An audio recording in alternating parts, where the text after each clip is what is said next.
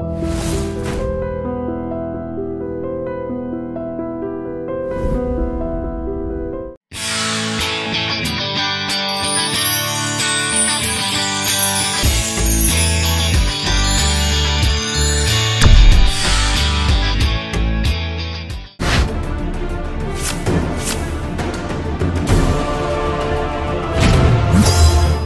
వీర్రాజు గారు ఉన్నది ఉన్నట్లుగా మొహం మీద చెప్పేస్తారు.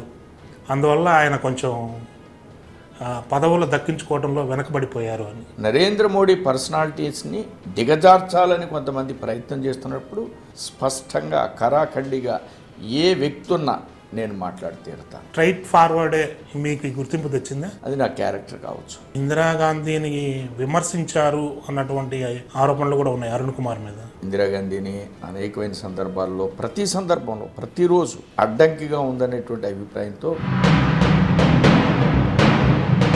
ఎందుకని ప్రెసిడెంట్ పదవికి సోము వీర్రాజు అర్హత సంపాదించలేకపోయారు? ప్రెసిడెంట్ అనేది ఒక్కటే బాధ్యతగా నేను ఎప్పుడు ఫీల్ అవ్వను.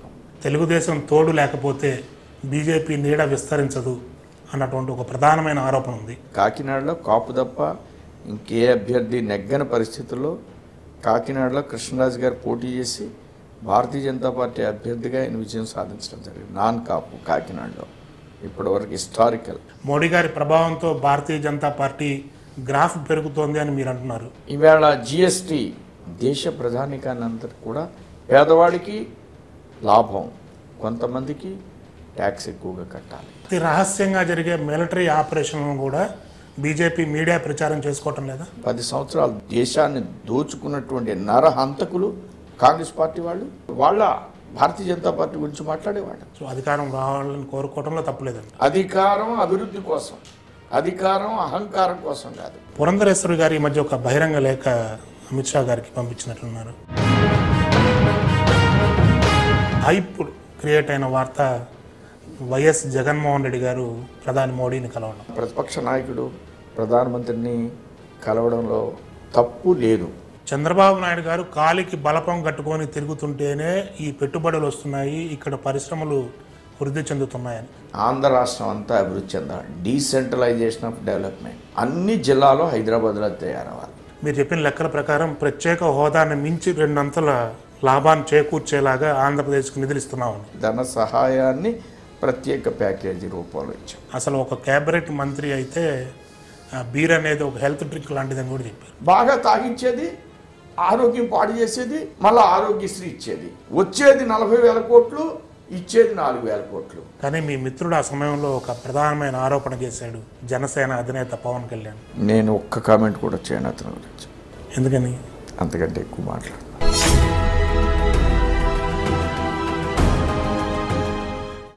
Hi, welcome to I dream. బీజేపీలో ఆయన ఒక సీనియర్ మోస్ట్ నేత, ఫైర్ బ్రాండ్ అంటుంటారు, ఉన్నది ఉన్నట్టు నిక్కచ్చిగా మాట్లాడతారు. ఆ నిక్కచ్చితనం కొంత రాజకీయంగా ఎదుగుదలకు అడ్డంకులు కూడా ఏర్పడింది అనుకుంటూ ఉంటారు ఆయన మిత్రబృందం. ప్రస్తుతం ఈరోజు మన గెస్ట్ సోము వీర్రాజు గారు మనతో ఉన్నారు. సార్ నమస్తే. నమస్తే అండి. ఫస్ట్ పాయింట్, సోము వీర్రాజు గారు ఉన్నది ఉన్నట్లుగా మొహం మీద చెప్పేస్తారు. అందువల్ల ఆయన కొంచెం పదవులు దక్కించుకోవడంలో వెనకబడిపోయారు అని. దీన్ని మీరు అంగీకరిస్తారా? దక్కించుకోవడంలో వెనకబడ్డాననే దానికి అంగీకరించడం. నేను ఎప్పుడు కానీ మిమ్మల్ని వరించలేదు అనుకున్నాను. వరించడం కూడా నేను అనుకోను. రాజకీయాల్లో మనం పనిచేస్తూ ఉంటాం. ఏది ఎప్పుడు రావడాలో అది అప్పుడు జరుగుతుంది. అలా అని మనం మాట్లాడడం మూలంగా ఇది జరగలేదనేటువంటి ఆలోచనకి నేనైతే ఎప్పుడు వెళ్ళను. నా వాణి నా బాణీలో నేను ప్రతి అంశాన్ని స్పష్టంగా ప్రస్తావిస్తూ ఉంటాను. ఎవరికి వ్యతిరేకంగా ప్రస్తావించేటువంటి ప్రశ్న లేదు. నన్ను చాలామంది ఒక వ్యక్తికి వ్యతిరేకం, ఒక శక్తికి వ్యతిరేకం అనేటువంటి అపోహలతో కొంతమంది ఆపాదన చేస్తూ ఉన్నారు. ఏ సందర్భంలో కూడా వ్యక్తుల గురించి నేను మాట్లాడను. ఆ వేళ ఉన్న రాజకీయాల్లో ఉన్నటువంటి ఎపిసోడ్ ఆధారంగానే నేను మాట్లాడతాను. ఏ సందర్భంలో ఏ వ్యక్తికి వ్యతిరేకంగా మాట్లాడవలసినటువంటి అవసరం లేదు. ఆ మాట్లాడినటువంటి విధానానికి ఎప్పుడూ కట్టుబడి ఉంటాను. ఆ మాట్లాడేటువంటి విధానం మూలంగా వ్యక్తిగతంగా నష్టపోతున్నటువంటి అభిప్రాయం నాకు ఏ కోశాన్న ఉండదు. దాన్ని నా డిక్షనరీలో అలాంటి వాటికి స్థానం లేదు. కానీ మీరు అట్లా మాట్లాడటం వల్ల కొంతమందికి అది ఇబ్బందిగానే ఉంటుందిగా. వాళ్ళందరూ మిమ్మల్ని ఎక్కడైనా సరే ఏదైనా అవకాశం వస్తే సోము వీర్రాజుని ఇబ్బంది పెట్టాలి అని ఆలోచించరా? నేను ఏ వ్యక్తికి ఏ సందర్భంలో ఇబ్బంది పెట్టే విధంగా మాట్లాడను. నా ప్రధానమంత్రిని ఇబ్బందికరమైనటువంటి పరిస్థితి ఏర్పడినప్పుడు నరేంద్ర మోడీ పర్సనాలిటీస్ని దిగజార్చాలని కొంతమంది ప్రయత్నం చేస్తున్నప్పుడు స్పష్టంగా కరాఖండిగా ఏ వ్యక్తి ఉన్నా నేను మాట్లాడి తీరుతాను. అలాంటి సందర్భాల్లో ఎవరికి వాళ్ళకి ఇబ్బంది పడినా నాకు సంబంధించినటువంటి విషయం కాదు. నా ఆర్గనైజేషన్లో ఉన్న పెద్దల్ని అగౌరవపరిచిన సందర్భాలు వచ్చినప్పుడు ప్రతి సందర్భంలో దాన్ని నేను ఖండిస్తూ ముందుకు వెళ్ళడం అనేది బీజేపీ కార్యకర్తగా నాకు ఫస్ట్ ప్రయారిటీ. అది స్ట్రైట్ ఫార్వర్డే మీకు ఈ గుర్తింపు తెచ్చిందా? అది నా క్యారెక్టర్ కావచ్చు. అంటే మీరు లీడర్షిప్ క్వాలిటీస్ పెరగడానికి కానీ మీకు ఒక విస్తృతమైనటువంటి గుర్తింపు రావడానికి మీ స్ట్రైట్ ఫార్వర్డ్ కలిసి వచ్చింది అనుకుంటున్నారా మీరు? నేను స్ట్రైట్ ఫార్వర్డ్ అని కానీ బ్యాక్వర్డ్ ఫార్వర్డ్ అని కానీ నేను ఏమి అనుకోను. ఉన్న సందర్భానుసారం నేను మాట్లాడతాను. దాన్ని కూడా లెక్కేరైతే మీరు అక్కడ ఉన్న దాని గురించి మాట్లాడతారు. నేను సూటిగా వెళ్తున్నానా అలా అని నేను అనుకోను. ఉన్న అంశాన్ని ఆధారం చేసుకునే మాట్లాడతాను అంతే తప్ప ముక్కుసూటిగా మాట్లాడుతున్నాను, స్ట్రైట్ ఫార్వర్డ్గా మాట్లాడుతున్నాను. అది ఎందుకు వచ్చిందంటే కొన్ని అంశాలని కొందరే మాట్లాడడం మూలంగా కొందరికి అది ఒక భూషణంగా తగిలిస్తున్నారు. అది అందరూ మాట్లాడితే అలాంటి పరిస్థితి వచ్చి ఉండేది కాదు. అంతే తప్ప స్ట్రైట్గా మాట్లాడడం కానీ ముక్కుసూటిగా మాట్లాడడం కానీ ఏమీ రాజకీయాల్లో మాట్లాడవలసిన విషయాలు మాట్లాడాను. చిన్నప్పటి నుంచి ఇంతేనా సార్? నేను నా స్వభావమేమో అది వేరే యాంగిల్ ఉందని నేను ఎప్పుడూ అనుకోవడం లేదు. అంటే బేసిక్గా మీ ఫాదర్ కమ్యూనిస్ట్ నాయకులు అని చెప్పారు. ఆ తత్వం ఏమన్నా మీలో వంట పట్టిందే? ఆ జీన్స్ కమ్యూనిస్ట్ భావజాలం కావచ్చు. రాజకీయంగా కొంత తల్లిదండ్రుల యొక్క లక్షణాలు రావడానికి అవకాశం ఉంది. వారు కమ్యూనిస్ట్ పార్టీలో పనిచేశారు. నా థర్డ్ ఇయర్లోనే చనిపోయారు వారు. మా ఊరు సరోజ్ కపర్దీని తీసుకొచ్చారు, డాంగేని తీసుకొచ్చారు అని గ్రామంలో ఉన్నటువంటి పెద్దలు చెప్తే తెలిసినటువంటి విషయం. ఏ ఊరు సార్ మీది? ఎక్కడ? మాది రాజమండ్రి ప్రక్కన కాతేరు అనేటువంటి విలేజ్ మాది. ఏంటి మీ ఫ్యామిలీ బ్యాక్గ్రౌండ్? సహజంగా మాది అగ్రికల్చర్, వ్యాపారం రెండు కలిసి నడిపినటువంటి సిస్టమ్ మా కుటుంబం. రెండు కలిసి చేయడం మూలంగా చిన్న కుటుంబం అయినప్పుడు కూడా ఆదాయాన్ని సమకూర్చుకునేటువంటి పరిస్థితి. అయితే మా ఫాదర్ నా తండ్రికి వచ్చిన ఆస్తిని పూర్తిగా పేద ప్రజలకు ఇచ్చేయడం మూలంగా ఆయన 3వ సంవత్సరంలోనే చనిపోవడం మూలంగా మా తల్లి మమ్మల్ని పెంచి పెద్ద చేయడం జరిగింది. అట్లా చిన్నప్పుడు నేను సంఘానికి వెళ్ళడం, 10th క్లాస్ వరకు, ఇంటర్మీడియట్లో ఏబీపీలో పనిచేయడం, ఎమర్జెన్సీకి వ్యతిరేకంగా అండర్ గ్రౌండ్ వర్క్ చేయడం, చిన్నప్పుడు ఆంధ్ర ఉద్యమాన్ని చాలా దగ్గరగా గమనించడం, మాట్లాడినటువంటి అనేక మంది నాయకుల్ని ఆ ఉద్యమంలో గమనించడం, రాజకీయాల మీద ఆ 10th క్లాస్లోనే ఒక అవగాహన రావడం, ఆ విధంగా నేను రాజకీయాల మీద ఇంట్రెస్ట్తో పేపర్ చదవడం చిన్నప్పటి నుంచి. తర్వాత ఎమర్జెన్సీకి వ్యతిరేకంగా పనిచేయడం. అంటే ఆంధ్ర ఉద్యమం 1972లో చాలా పెద్ద ఎత్తున ఆల్మోస్ట్ ఒక 1 year పాటు కొనసాగింది. అప్పుడు ఎక్కడున్నారు మీరు? మీరు చదువుతున్నారు? నేను 10th క్లాస్ చదువుతున్నాను, రాజమండ్రిలోనే ఉన్నాను. వీటి స్కూల్లో చదివాడు నేను. ఆ ఉద్యమాన్ని నేను బాగా రెగ్యులర్గా ఆ ఉద్యమంలో జరుగుతున్నటువంటి నాయకత్వం యొక్క స్థితిగతుల్ని, ఆ ఉద్యమాల్లో రెగ్యులర్గా రాజమండ్రిలో జరిగేటువంటి బహిరంగ సభల్ని, ఆనాడు స్టూడెంట్ లీడర్గా ఉన్నటువంటి అరుణ్ కుమార్ గారిని బాగా గమనించేవాడిని. అదే టైంలో రావు గోపాలరావు గారు సోషలిస్ట్ పార్టీ లీడర్గా శారదా సినిమా షూటింగ్ వచ్చి 2 రోజులకు ఒకసారి బహిరంగ సభలో మాట్లాడేవారు. రెగ్యులర్గా అరుణ్ కుమార్ గారు మాట్లాడేవారు. అరుణ్ కుమార్ గారు తీసుకున్నటువంటి నెగిటివ్ ఇందిరాగాంధీ స్టాండ్, ఆంధ్ర విడిపోకుండా ఉండాలి అనేది ఇందిరాగాంధీ వాదన, విడిపోవాలనేది ఆవేళ ఆంధ్ర రాష్ట్రంలో ఉన్నటువంటి వాదన. ఉన్నవాళ్ళు అరుణ్ కుమార్ గారు కాంగ్రెస్ పార్టీ కదా, ఇందిరాగాంధీకి ఆనాడు ఆనాడు ఆయన ఎన్ఎస్ఏలో ఉన్నప్పటికి కూడా రాష్ట్ర ప్రజలకు అభిమతానికి విరుద్ధంగా ఇందిరాగాంధీ గారు ఆంధ్ర రాష్ట్రానికి కలిసి ఉండాలనేటువంటి దృక్పథాన్ని తీవ్రంగా వ్యతిరేకించినటువంటి వ్యక్తులు ఆయన ఒకరు. అంటే ఇందిరాగాంధీని విమర్శించారు అన్నటువంటి ఆరోపణలు కూడా ఉన్నాయి అరుణ్ కుమార్ మీద. చాలా గట్టిగా వారు ఇందిరాగాంధీని అనేకమైన సందర్భాల్లో, ప్రతి సందర్భంలో, ప్రతిరోజు ఆవిడే అడ్డంకిగా ఉందనేటువంటి అభిప్రాయంతో ఆయనకి చిన్న వయసులో ఆయన విద్యార్థి నాయకుడిగా చాలా ఎమోషనల్గా మాట్లాడేవారు. వారి యొక్క ప్రభావం నా మీద బాగా పడింది. తర్వాత ఇంటర్మీడియట్ తర్వాత ఇందిరాగాంధీ గారి ఎమర్జెన్సీ విధించడం, తర్వాత సంఘ భావజాలం ఉండడం. ఏమన్నారు సార్ అరుణ్ కుమార్ గారు అప్పుడు ఇందిరాగాంధీని? అంటే చాలా ఆవిడ పెట్టిన ప్రతి అంశాన్ని కూడా గట్టిగా వారు. ఒకటన్నా గుర్తుందా మీకు? ఒకటి అంటే ఆవిడ పంచసూత్రాలు అనేటువంటి అంశాన్ని పెట్టారు.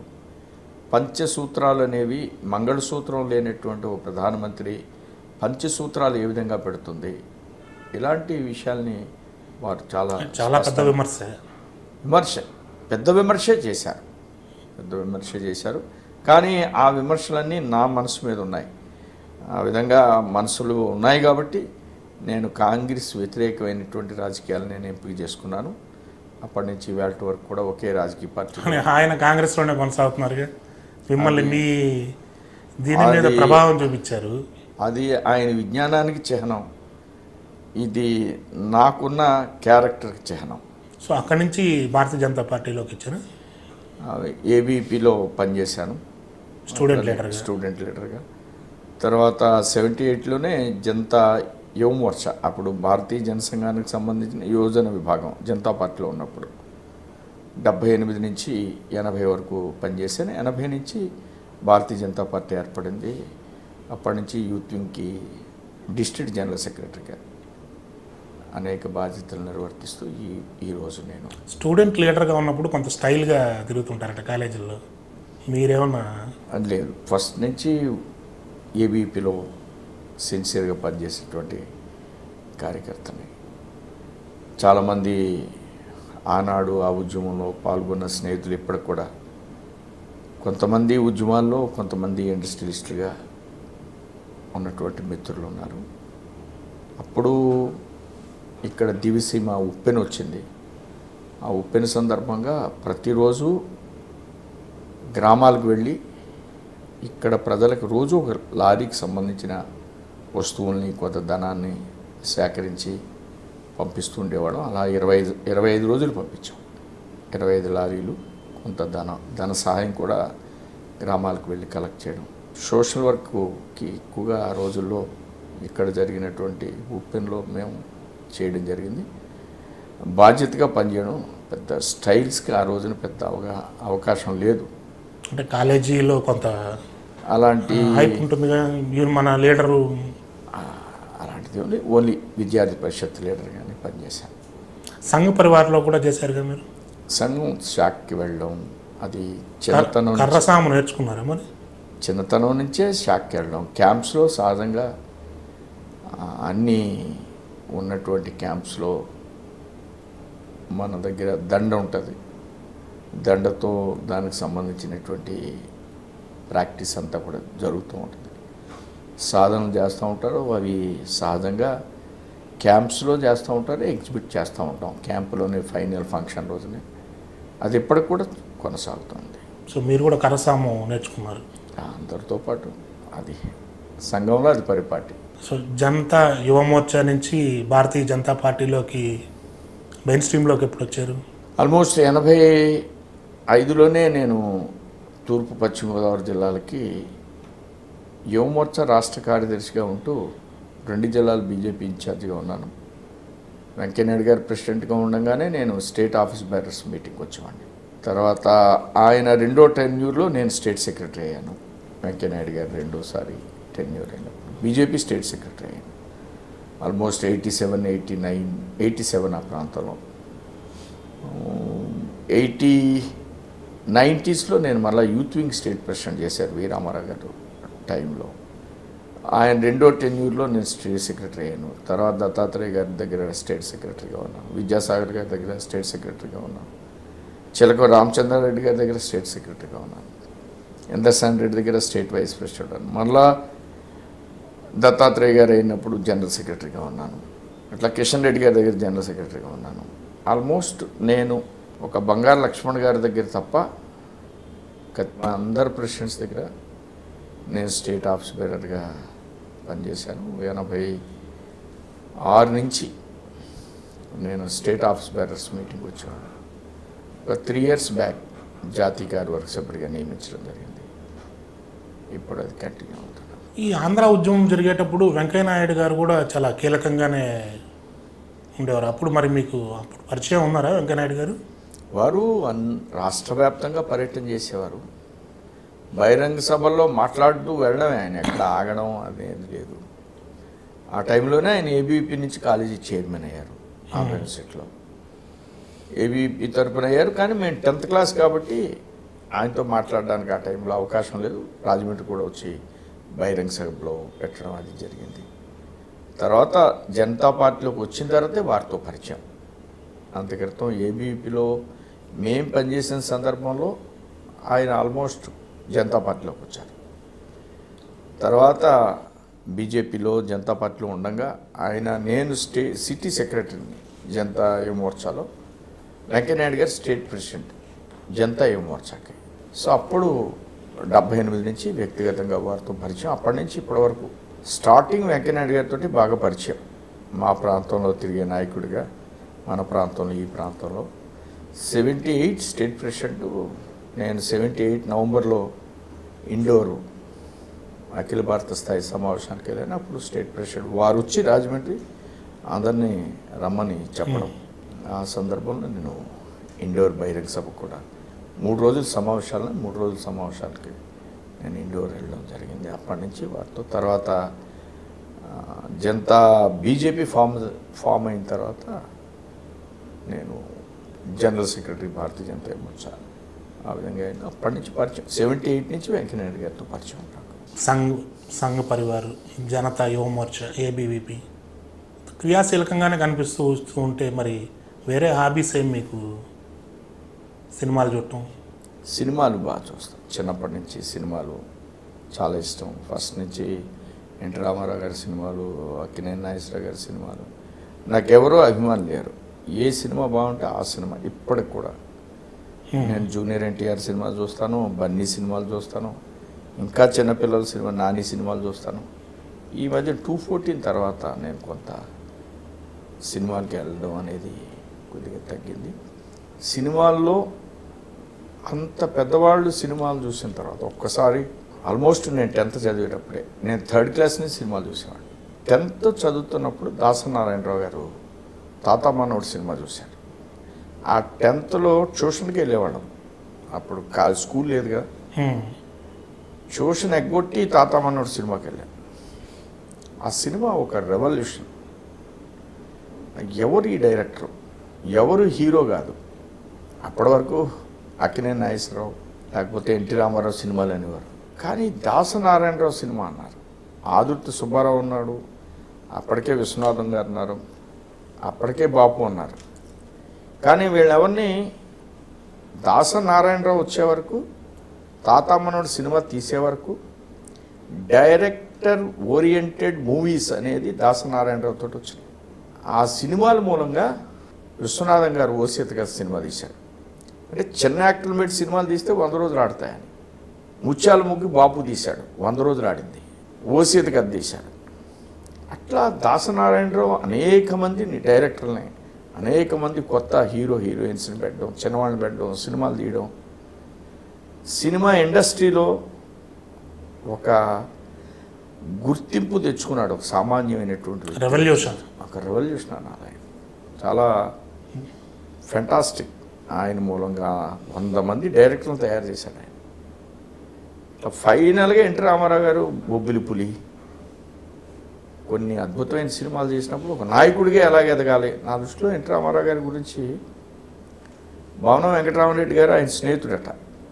రాజ్యసభ సభ్యుడి స్థానం రమ్మనన్నా ఆయన వెళ్ళలే. కానీ ఈయనతో ఈ సినిమాలు తీసి ఆ పబ్లిక్ ఓరియంటేషన్ అనేటువంటి మూవీస్ వచ్చిన తర్వాత ఆయన ప్రజా జీవితంలో కూడా వెళ్ళాలి అలాంటి అభిప్రాయం దాసనారాయణరావు గారి మీద నాకు ఉండేది. వారిని వ్యక్తిగతంగా 2-3 సార్లు కలవడం. 98లో ఆయన బీజేపీలోకి రమ్మని అడిగాను దాసరి గారిని. తెలుగు తల్లి పార్టీ పెడుతున్నారు, నేను స్టేట్ సెక్రటరీని కార్డు పంపించి లోపలికి వెళ్ళి ఇవన్నీ మీతో చెప్పినట్లుగా వారితో చెప్పి బీజేపీలోకి వస్తే బాగుంటుందంటే బాబు ఆలోచన చెప్తానని తర్వాత 2-3 సిట్టింగ్లు వారితోటి విద్యాసాగర్ రావు గారితో, రామారావు గారితో, ఆవేళ ఉన్న నరేంద్ర గారితో కలిసి మాట్లాడడం జరిగింది. వారు కొన్ని విషయాలు చెప్పారు, అవి మేము ఆవేళ అది చేయలేకపోయాం. దాంతో ఆయన మన పార్టీలో కాదు, అదే ఆయన కాంగ్రెస్లో చేశారు, 2 సార్లు రాజ్యసభ సభ్యులు అయ్యారు, మంత్రి అయ్యారు. ఆ విధంగా సినిమాల మీద నాకంటూ అదొక్కటే నాకు హ్యాబీ, సినిమాలు చూడడం. రిలీజ్ అవగానే వెళ్తారా లేదంటే టాక్ వచ్చాక? అలా ఖాళీ ఉన్నప్పుడు వెళ్తాను, నాకు ఖాళీ ఉన్నట్టు. అంతేగాని ఈరోజు రిలీజ్ అయిన సినిమా చూడాలి అలాంటి అలవాటు చిన్నప్పుడు. అంటే కొంతమందికి రిలీజ్ సినిమా అవగానే చూడాలనిపిస్తుంది, అది బాగా కొంతమందికి ఒక 2-3 రోజులు ఆగాక పబ్లిక్ టాక్ చూసి ఇది మంచి సినిమా అంటారా వెళ్దాం అనిపిస్తుంది. జనరల్గా యూత్ ఓరియంటేషన్ సినిమాలు చూస్తూ ఉంటాను, అన్నీ చూస్తూ ఉంటాను. దానికంటూ నాకు రాజకీయాల్లో ఖాళీ ఉన్నటప్పుడు నేను ఆ సినిమాలు చూస్తూ ఉంటాను, అంతే తప్ప నేను ఏమైనా ఈవేళ వెళ్ళాలి ఆ దృష్టితో చూడను. గోదావరి జిల్లాలో సినిమా వాళ్ళు ఎక్కువ మంది దర్శకులు కావచ్చు, నటులు కావచ్చు, టెక్నీషియన్స్ కావచ్చు, వీళ్ళలో ఎవరైనా మన సహచరులు కానీ మన పరిచయస్తులు కానీ? నాకంటూ వ్యక్తిగతంగా ఎవరితో పరిచయాలు లేవు. నాకంటే సీనియర్స్ ఎక్కువగా ఇప్పుడున్న రామచంద్రపురం దగ్గర ఉన్న వంశీ వాళ్ళు కొద్దిగా సీనియర్స్. నా బ్యాచ్మేట్స్ ఎవరు సినిమా ఫీల్డ్లో లేరు. మా జిల్లాలో కూడా ఆ విధమైనటువంటి నాతో పరిచయస్తులు ఎవరు లేరు. మా అల్లుడు గారు అయితే ఇప్పుడు భద్రం, డాక్టర్ భద్రం అని ఆయన డాక్టరు, ఆయన కొద్దిగా సినిమాల్లో కెమెడియన్గా నటిస్తున్నారు, upcoming comedian. Okay okay. Doctor Bhadram డాక్టరా సార్? డాక్టర్ చదువుకున్నారు, సాఫ్ట్వేర్ కంపెనీస్లో కన్సల్టెంట్గా ఉంటారు, సినిమాల్లో కూడా నటిస్తున్నారు. మొత్తానికి సినిమా ఫీల్డ్కి ఒకరు ఎంచుకున్నారు. అనుకోకుండా జరిగిన విషయాలు. మీకు ఎంతమంది పిల్లలు సార్? 3 అమ్మాయిలు, 3కి మ్యారేజెస్ అయిపోయింది.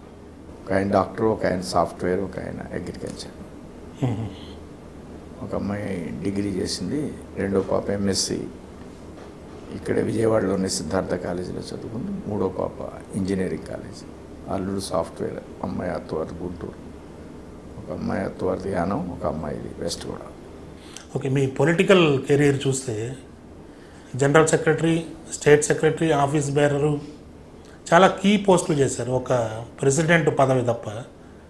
ఎందుకని ప్రెసిడెంట్ పదవికి సోము వీర్రాజు అర్హత సంపాదించలేకపోయారు? అర్హత అనేది సంపాదించకపోవడం అనేది లేదు. ఎలిజిబుల్ క్యాండిడేట్గా నేను కూడా ప్రెసిడెంట్ రేస్లో పరిశీలనలో నేను కూడా ఉన్నాను. అనర్హుడైతే పరిశీలనలో ఉండేవాడిని కాదు. అర్హత లేకపోవడం కాదు, డెఫినెట్గా ఆ క్వాలిటీస్లో నేను కూడా ఉన్నాను. అనర్హత అయితే కాదు. ఎందుకని రాలేకపోతుంది? అది పార్టీ యొక్క నిర్ణయం. వాళ్ళు ఎప్పుడు నిర్ణయం తీసుకుంటే అప్పుడు పార్టీ ప్రెసిడెంట్ అనేది ఒక్కటే బాధ్యతగా నేను ఎప్పుడు ఫీల్ అవ్వను. ప్రెసిడెంట్ అనేది మీరు అందరూ గమనిస్తే చాలా కాలం నుంచి ప్రెసిడెంట్ అనేది వస్తుందా రాదా, వస్తుంది, ఇలాంటి ఆలోచనలు ఉన్నాయి. కానీ నేను ఆ రోజు నుంచి ఈ రోజు వరకు నిరంతరం పార్టీ యొక్క పర్యటన చేస్తూనే ఉన్నాను. ప్రెసిడెంట్ వచ్చిందా, ప్రెసిడెంట్ రాలేదా, నేను ఎమ్మెల్సీ అయ్యాను, ఎమ్మెల్సీ అవ్వడానికి అప్పటి నుంచి కూడా చిన్నప్పటి నుంచి నేను పార్టీ వర్క్ చేస్తూ ఉంటాను. కానీ ఎమ్మెల్సీ అయిన తర్వాత కొద్దిగా అందరికీ ప్రెస్లు అది రావడం, ఎప్పుడు ఇలానే మాట్లాడతాను. ఎమ్మెల్సీ అయిన తర్వాత మాట్లాడేది క్యాచ్ చేయడానికి అవకాశం వచ్చింది. తిరగడం కూడా ఇప్పటికీ అన్ని జిల్లాలు 3-4 సార్లు వెళ్ళాను, 13 జిల్లాలు కూడా.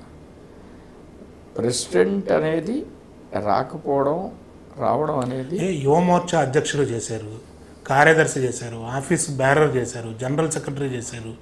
ఇన్ని పదవులు మీకు వచ్చినప్పుడు ఒక అధ్యక్ష పదవికి మాత్రం మీరు ఎందుకని మిమ్మల్ని అధిష్టానం సూచించటం లేకపోతుందా, లేకపోతే మళ్ళీ చూద్దాంలే అనుకుంటుందా, లేదు వేరే ప్రెజర్స్ ఏమైనా ఉన్నాయా ఆయనకి ఇవ్వద్దు అని? ఈ ప్రశ్న ప్రస్తుతం అయితే అధ్యక్షుడు ఉన్నాడు, ఆంధ్రప్రదేశ్లో అధ్యక్షుడు లేకుండా లేరు, అధ్యక్షులు ఉన్నారు. ఎప్పుడు ప్రెసిడెంట్ని చేంజ్ చేయాలి అనేది ఆల్ ఇండియా పార్టీ ప్రెసిడెంట్ నిర్ణయించవలసినటువంటి అవసరం. దానికి తగ్గ ఆలోచనలు, అభిప్రాయాలు వారి మనసులో ఉంటాయి. ఆ మనసులో ఉన్న అభిప్రాయాలు కాకుండా నిరంతరం పని అనేది జరగాలి అనే అభిప్రాయంతో నేను ముందుకు పెడుతూ ఉంటాను. ఓకే, మీరు చిన్నప్పటి నుంచి బీజేపీని చూస్తున్నారు. ఈ రాష్ట్రంలో బీజేపీ ఇటీవల కాలంలో తన గ్రాస్ రూట్స్ను పెంచుకుంటోంది, గ్రాఫ్ కూడా పెరుగుతోంది బీజేపీకి. ఏం మార్పు వచ్చింది బీజేపీలో? నాయకత్వంలో మార్పా, లేదంటే ప్రజల్లో బీజేపీ వైపు ఆకర్షితులవ్వాలన్నటువంటి కోరిక ఏమైనా వచ్చిందా? సహజంగా నరేంద్ర మోడీ యొక్క నాయకత్వం మీద గ్రామ స్థాయి నుంచి అన్ని వర్గాల ప్రజల్లో ఒక మంచి అభిప్రాయం ఉంది. నరేంద్ర మోడీ గారు 110 పథకాలను పెట్టారు, కానీ ఒక్క పథకం కూడా కామన్ మ్యాన్కి తెలియనటువంటి పరిస్థితి. 2-3%లోనే కొన్ని విషయాలు తెలుసు. ఈ మధ్యకాలంలో విస్తారక యోజనలో తిరుగుతున్న సందర్భంలో గమనించినటువంటి విషయం. కానీ అతను ఏదో చేస్తాడు, ఇది కరెక్ట్గా ప్రజల మనసులో ఉంది. చాలామంది ఏవేవో చేస్తున్నామని రోజు చెప్తున్నారు, వాడి గురించి ఏముందో తెలియదు. కానీ నరేంద్ర మోడీ ఏం చేస్తున్నాడో అనేది ప్రజలకు తెలియని సందర్భంలో అతను చాలా గొప్ప వ్యక్తి, సామాన్యుడికి ఏదో చేస్తాడు అని వాళ్ళు చెప్తే వినడం, ఒక కాన్ఫిడెన్స్ లెవెల్స్ని ఆయన ప్రజల మీదకి పంపించారు. ఒక విధమైనటువంటి మంచి అభిప్రాయంతో ప్రజలు ఉన్నారు. అది నిజంగా ఆయన జీవించేటువంటి జీవన శైలి కావచ్చు. ప్రధానమంత్రి తల్లిని ఆయన దగ్గర పెట్టుకోకుండా అహ్మదాబాద్లోనే ఉంచడం, వారు ఓటుని ఆటో రిక్షాలో వెళ్ళి వేయడం, వారికి ఆరోగ్యం బాగోకపోతే ప్రభుత్వ వాహనంలో వెళ్ళి ఆటోలో ఇంటికి వెళ్ళడం, కొడుకు వస్తానంటే నువ్వు బడ్జెట్లో ఉన్నావు రావద్దని చెప్పడం, ఇవి ప్రజలు గమనిస్తున్నారు.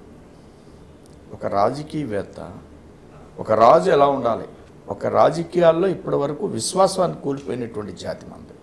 ఏ రాజకీయ నాయకుడు వచ్చినా ఈ దేశం బాగుపడుతుంది అనే అభిప్రాయాన్ని మనం కోల్పోయాం. ఒక సాచురేషన్ పాయింట్ పాలిటిక్స్ మీద ఒక మంచి అభిప్రాయం మనలో కోల్పోయింది. అలాంటి సందర్భంలో రాజకీయ నాయకుడు ఈ విధంగా జీవించాలి.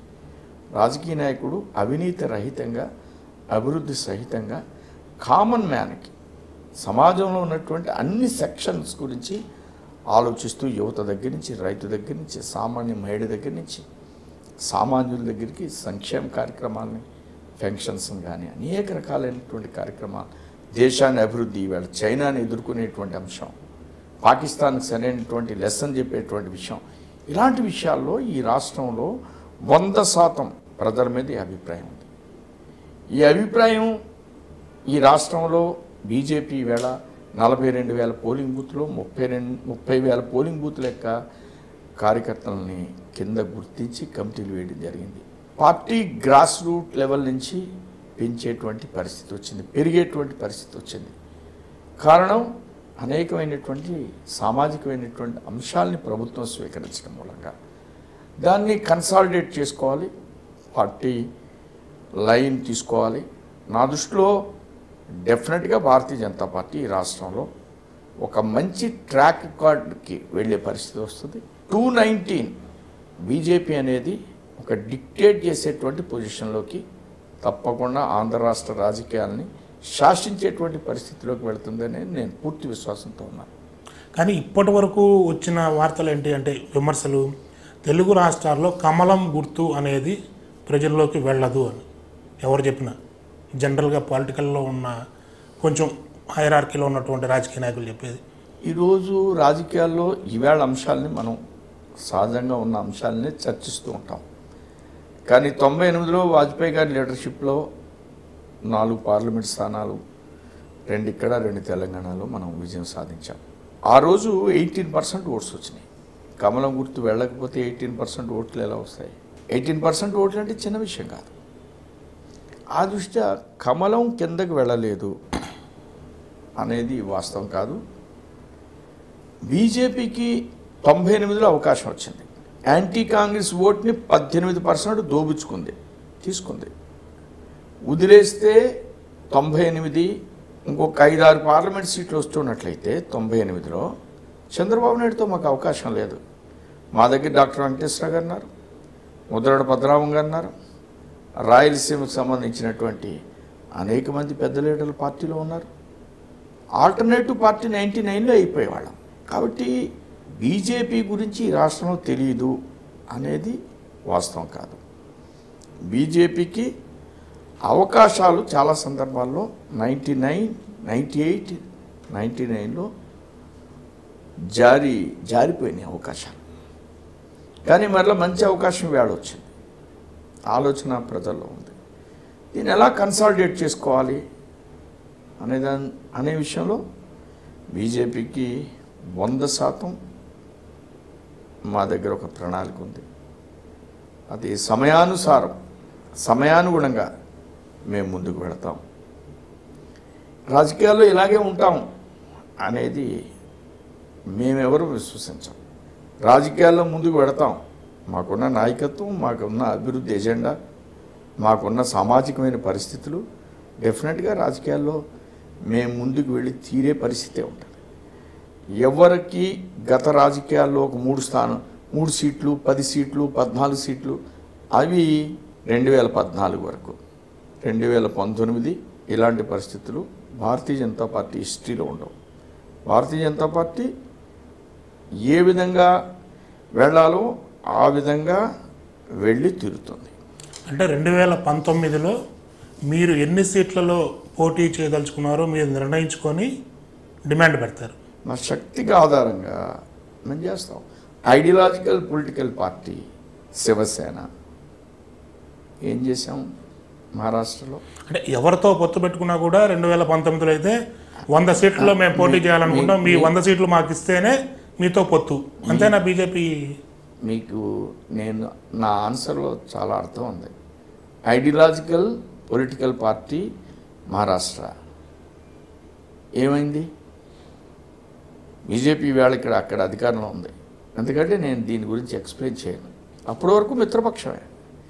మొన్న మిత్రపక్షం, ఇప్పుడు గవర్నమెంట్లో ఉన్నాం. మహారాష్ట్ర బాంబే కార్పొరేషన్ విడిగా కంటెస్ట్ చేశాం, ఈక్వల్గా సీట్లు వచ్చినాయి. కాబట్టి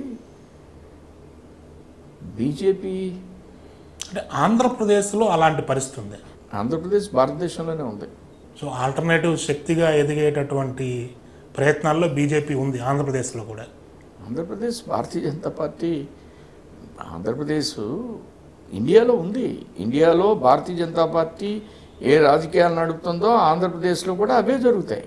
తెలుగుదేశం పార్టీకి బీజేపీ ఒక తోక పార్టీ లాంటిది, తెలుగుదేశం తోడు లేకపోతే బీజేపీ నీడ విస్తరించదు అన్నటువంటి ఒక ప్రధానమైన ఆరోపణ ఉంది. దీనికి వీర్రాజు గారు ఏమంటారు?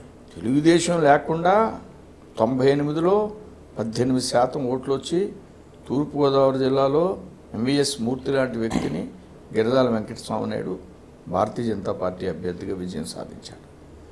నా భూతో నా భవిష్యత్ కాకినాడలో కాపు తప్ప ఇంకే అభ్యర్థి నెగ్గని పరిస్థితుల్లో కాకినాడలో కృష్ణరాజు గారు పోటీ చేసి భారతీయ జనతా పార్టీ అభ్యర్థిగా ఆయన విజయం సాధించడం జరిగింది. నాన్ కాపు కాకినాడలో ఇప్పటివరకు హిస్టారికల్. బీజేపీ లైన్ తీసుకుంటే లైన్ అవుద్ది, బీజేపీ లైన్ తీసుకుంటే లైన్ అవుద్ది. లైన్ ఒక్కటే, దానికి సమయం అంతే. అన్ని అంగులు ఉన్నాయి, అన్ని ఆలోచనలు ఉన్నాయి, అన్ని అర్హతలు ఉన్నాయి, అన్ని శక్తియుక్తులు ఉన్నాయి. ఏ విధమైనటువంటి ఇబ్బందులు భారతీయ జనతా పార్టీకి లేవు. తోక కాదు line. Bharatiya Janata party line ఒక్కటే. భారతీయ జనతా పార్టీ లైన్గా నిలబడతాం. కానీ ఆ లైన్ తీసుకోవడానికి అగ్రనేతలు వెంకయ్య నాయుడు లాంటి వ్యక్తులు కొంతమంది అడ్డుపడుతున్నారు. టీడీపీతో కలిసే ముందుకు వెళ్దాము, ఆ చెలిమిని చెడగొట్టుకోవద్దు అంటున్నారు. ఈరోజు భారతీయ జనతా పార్టీ ఏ నిర్ణయం తీసుకున్నా వ్యక్తులతో సంబంధించినటువంటి నిర్ణయం కాదు, భారతదేశాన్ని దృష్టిలో పెట్టుకుని తీసుకున్నటువంటి నిర్ణయాలు. వ్యక్తుల యొక్క ఆలోచనలతో, వ్యక్తుల యొక్క ప్రభావంతో ఏ నిర్ణయం భారతీయ జనతా పార్టీలో జరగదు. మోడీ గారి ప్రభావంతో భారతీయ జనతా పార్టీ గ్రాఫ్ పెరుగుతోంది అని మీరు అంటున్నారు. కాంగ్రెస్ పార్టీ చేస్తున్న ప్రధానమైన ఆరోపణ మోడీ గారు ప్రకటనల ప్రధాని, ఆయన వచ్చిన తర్వాత పేద ప్రజలకు అందింది ఏమీ లేదు, కేవలం స్వచ్ఛ భారత్ అని చెప్పి వాళ్ళ ఇల్లు వాళ్ళ ఊడ్చుకోండి అని, జీవన్ ధన్ అని చెప్పి ఒక బ్యాంకు ఖాతాలు తెరిపించుకోమని చెప్పి, గ్యాస్ కనెక్షన్లు ఆ రాయితీ వస్తున్న గ్యాస్ కనెక్షన్లు కూడా వెనక్కి తీయించేశారు. ఇలా పేద ప్రజలకు కానీ మధ్యతరగతి ప్రజలకు కానీ ఒక్క పథకము వీళ్ళకి అందుబాటులోకి రాలేదు అని కాంగ్రెస్ చేసిన ఆరోపణ. కాంగ్రెస్కి రాజ్యం పోయింది, అది అవినీతికరమైన పార్టీ. ప్రజలు ఈవేళ నరేంద్ర మోడీ పక్షాన ఉన్నారు. నరేంద్ర మోడీ ఈవేళ తీసుకునేటువంటి నిర్ణయాలు డిమానిటైజేషన్, జిఎస్టీ, వేపపూత యూరియా, థంబ్ ఇంప్రెషన్తో సామాన్యుడు ఇవాళ కొనుగోలు చేసే విధానాన్ని మనం గమనించినట్లయితే సంవత్సరానికి 900 కోట్లు ఆంధ్ర రాష్ట్రానికి వెళ్తుంది, 29 రాష్ట్రాలు మిగులుతుంది. అవినీతి పోయింది. అట్లానే గ్యాస్, మీరు చెప్పిన గ్యాస్కి మీరు సబ్సిడీ రిలీజ్ వదులుకోండి అంటే 2 కోట్ల మంది వదులుకున్నారు. ప్రజలు పక్షాన లేకపోతే 2 కోట్ల మంది సబ్సిడీని వదులుకునే పరిస్థితి లేదు. ఒకటి కొంటే ఒకటి ఫ్రీ అనేటువంటి ఆలోచనకు వచ్చాం మనం అందరం కూడా. కానీ ఫ్రీగా వచ్చింది వదులుకోండి అంటే 2 కోట్ల మంది సంసిద్ధతను వ్యక్తపరిచేటువంటి పరిస్థితి. అట్లానే వేపపూత యూరియాని కాంప్లెక్స్ ఎరువుల్లో కలిపేవారు. ఈ యూరియాని ఈవేళ ఉపయోగిస్తే పంట దిగుబడి పెరిగింది. ఈ యూరియాని పాలు తయారు చేసేవారు, ఈ యూరియాని సారాయి తయారు చేసేవారు. ఈవేళ బ్లాక్ మార్కెట్ లేదు. యూరియా మూలంగా రైతులు ఈవేళ ఎంతో హ్యాపీగా ఉండేటువంటి పరిస్థితి. అట్లా థంబ్ ఇంప్రెషన్ బియ్యం మూలంగా డిపో డీలర్ దగ్గర 500 కార్డులు పోయినాయి. అలానే ఆధార్ సీడ్ లింకింగ్ మూలంగా మీరు కానీ గమనించినట్లయితే 30,000 కోట్లు ఈవేళ ఏదైతే గ్యాస్ దగ్గర నుంచి 30,000 కోట్లు కేంద్రానికి ప్రజలు ధనం మిగిలేటువంటి పని. ఈ అన్ని సెక్షన్లు కూడా ఈవేళ మోడీ యొక్క రూలింగ్లో ఇబ్బంది పడతాయి. ఇక పెద్ద ఫోర్స్ ఇవన్నీ కూడా. డిమానిటైజేషన్, అవినీతి పరులకు ఇబ్బంది. ఈవేళ జిఎస్టీ, దేశ ప్రధానికాన్ని అందరికి కూడా పేదవాడికి లాభం, కొంతమందికి ట్యాక్స్ ఎక్కువగా కట్టాలి. అనేక దేశాల నుంచి ఇన్వెస్ట్మెంట్స్ వచ్చేటువంటి పరిస్థితి ఏర్పడింది. ఈవేళ అనేక రకాల ట్యాక్సులు, రాష్ట్రానికి ఒక ట్యాక్స్, ఏదైనా ఫ్యాక్టరీ పెట్టాలంటే ఒకే కంపెనీ భారతదేశంలో ఇతర దేశాల నుంచి వచ్చిన కంపెనీలు, అనేక బ్రాంచ్లు ఉన్న కంపెనీలు రకరకాలైనటువంటి వాళ్ళ ఇన్ఫర్మేషన్ ప్రభుత్వాలకు ఇవ్వాల్సిన పరిస్థితి నుంచి ఈవేళ ఒకే ట్యాక్స్. ఆ విధంగా దేశం అభివృద్ధే ప్రధానం. నాకేం జరుగుతుంది, నేను మరలా ప్రధానమంత్రిని అవుతానా, ఈ భావంతో నరేంద్ర మోడీ గారు ముందుకు వెళ్ళడం లేదు. దేశం కోసం వారు పనిచేస్తున్నారు. దేశ ప్రజలు నిర్ణయిస్తారు. 2019లో ఎవరు వస్తారనేది దేశ ప్రజలు నిర్ణయించి మాట్లాడుకుంటున్నారు. అతి రహస్యంగా జరిగే మిలిటరీ ఆపరేషన్లను కూడా బీజేపీ మీడియా ప్రచారం చేసుకోవటం లేదా? అది ఒక అపోహ మాత్రమే. ఇందిరాగాంధీ గారు బంగ్లాదేశ్ని విడగొట్టిన సందర్భంలో, పాకిస్తాన్ని బుద్ధి చెప్పిన సందర్భంలో వారిని అందరూ కూడా శ్లాఘించారు. ఒక దుర్గామాతగా చూశారు. వాజ్పేయి గారు కవితలు పాడారు ఇందిరాగాంధీకి అనుగుణంగా. ఈవేళ మోడీ గారి గురించి ఎవరైనా అలా కవితలు పాడుతున్నారా? భారతీయ జనతా పార్టీ కల్చర్ మీరు చూడండి. దేశంలో ఒక మార్పు అనేది వచ్చినప్పుడు ఇందిరాగాంధీని పొగిడేటువంటి కల్చర్ భారతీయ జనతా పార్టీది. ఈవేళ దాన్ని మేము ప్రచారం చేసుకోవడం లేదు. బాధ్యతగా మనం స్వీకరిస్తున్నాం. కాట్మండ్ని అనుసరించి చైనాకి లెసన్ చెప్పేటువంటి పరిస్థితి. ఇవి కొంతమంది తట్టుకోలేనటువంటి పరిస్థితి. చైనా అంటే తోకముడిచేటువంటి కాంగ్రెస్ పార్టీ, 10 సంవత్సరాలు ఒక పప్పెట్ను పెట్టి ఆడించినటువంటి కాంగ్రెస్ పార్టీ, చైనాని పల్లెత్తు మాట్లాడడానికి జడిసినటువంటి పార్టీ, అవినీతే వాళ్ళ యొక్క ఉగ్గుపాల్లో ఉన్నటువంటి కాంగ్రెస్ పార్టీ, 10 సంవత్సరాలు దేశాన్ని దోచుకున్నటువంటి నరహంతకులు కాంగ్రెస్ పార్టీ వాళ్ళు. ఈవేళ అవినీతి లేకుండా నిజాయితీగా ముందుకు వెళ్ళేటువంటి కుటుంబాన్ని బయటపెట్టినటువంటి వ్యక్తి, కుటుంబాలకు ఆస్తులు ఇచ్చినటువంటి వ్యక్తి, వాద్రాకు ఆస్తులు ఇచ్చినటువంటి వ్యక్తి నరేంద్ర మోడీ. కుటుంబాలు ఈవేళ మామూలుగానే వాళ్ళు ఏం చేసుకుంటున్నారు, చిన్న చిన్న వ్యాపారం, ఎవరికి సాయం చేసే వ్యక్తి కాదు. సోనియా గాంధీ కూతురికి, సోనియా గాంధీ అల్లుడికి, సోనియా గాంధీ తల్లిదండ్రులకి బొఫార్స్లో వాళ్ళ భారతీయ జనతా పార్టీ గురించి మాట్లాడేవాడు. భారతీయ జనతా పార్టీ అనేది ఒక సిస్టమ్ని ఇంప్లిమెంట్ చేసి భారతదేశాన్ని ఒక అద్భుతమైనటువంటి దేశంగా, అద్భుతమైనటువంటి జాతి భారత జాతి. 106 లాంఛర్ని ప్రపంచ దేశాలు ఎవరు కూడా చేయనటువంటి పరిస్థితిని 106 లాంఛర్ని ఇండియాలో ఉన్నటువంటి వ్యక్తులు నిర్మాణం చేశారంటే ఈ జాతి ఘనత అది. ప్రపంచ దేశాలు ఈవేళ యోగాని ఇంటర్నేషనల్ డేగా గుర్తించాయంటే భారతదేశంలో ఉన్నటువంటి ఔన్నత్యం అది. ఇలాంటి మేధో సంపన్నులు అనేక మంది ఈవేళ ప్రపంచ దేశాలని ఆర్గనైజ్ చేసే కెపాసిటీస్ ఉన్నటువంటి కంట్రీ ఇది. దీనికి సరైనటువంటి రాజకీయ నాయకత్వం, వారసత్వం లేనటువంటి వారసత్వ రాజకీయాలతో సరైనటువంటి నాయకత్వం లేని మూలంగా ఈవేళ ఒక నాయకత్వం వాజ్పేయి గారు కానీ అలానే మోడీ గారు కానీ ఈవేళ డెవలప్ చేసే పరిస్థితిలో ముందుకు వెళ్తున్నారు. ప్రపంచ దేశాలలో మీరేమో డెవలప్మెంట్ అంటున్నారు, కానీ బీజేపీ కక్షపూర్తి రాజకీయం చేస్తోంది. చిదంబరం ఇంటి మీద కానీ, లాలూ ప్రసాద్ యాదవ్ ఇంటి మీద కానీ, తమిళనాడులో జరిగినటువంటి సంఘటనల్లో కానీ, రాజకీయ పరిణామాల్లో కేంద్ర ప్రభుత్వం కక్షపూరితంగా వ్యవహరిస్తోంది, ఇతర పార్టీ నేతల్ని భయపెడుతోంది అని. అది ప్రతిపక్షాలు అన్నటువంటి మాట, ప్రజలు అనేటువంటి మాట కాదు. అది వాళ్ళకున్న వాళ్ళ బ్లడ్లో ఉన్నటువంటి అలవాట్లు. వాళ్ళు చాలామందిని ఆ విధంగా గత కాలంలో లాలూ ప్రసాద్ యాదవ్ని కానీ, అట్లానే యూపీ మాజీ ముఖ్యమంత్రిని కానీ వాళ్ళందరినీ బ్లాక్మెయిల్ చేశారు. వాళ్ళందరినీ సిబిఐ కేసులు పెట్టి ఇరికించే పరిస్థితులు చేశారు. భారతీయ జనతా పార్టీ మాత్రం చట్టం ఆ పని చేసుకుంటూ వెళ్తుంది. భారతీయ జనతా పార్టీ లక్ష్యం ఒకటే, రూలింగ్ ఒకటే. దాన్ని ట్రేడింగ్గా చూసే ఆలోచన భారతీయ జనతా పార్టీలో లేదు. పరిపాలన చేయాలి, పరిపాలనకే సమయాన్ని వినియోగించాలి. సమయం చాలా విలువైనది అనేటువంటి ఆలోచనతో మోడీ గారు వెళుతున్నారు.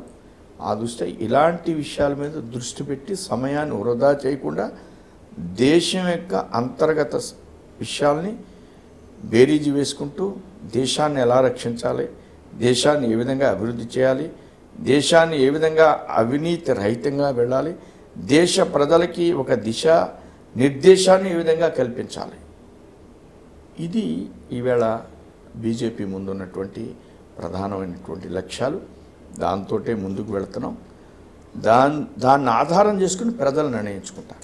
అమిత్ షా గారు ఒక పెద్ద వ్యూహాన్ని రచించారు. సౌత్ ఇండియాలో బీజేపీ పాలిత రాష్ట్రాలే ఉండాలి, అందుకోసం ఆంధ్రప్రదేశ్ స్వాగత తోరణం కావాలి అని చెప్తున్నారట. ఏం జరగబోతోంది, ఏం రచిస్తున్నారు? రాజకీయ పార్టీల లక్ష్యం ఒక మంచి పరిపాలన అందించడం. ఆ లక్ష్యానికి దక్షిణం, ఉత్తరం, నార్త్ ఈస్టు, వెస్ట్ అనేది లేదు. లక్ష్యం అభివృద్ధి, లక్ష్యం పరిపాలన.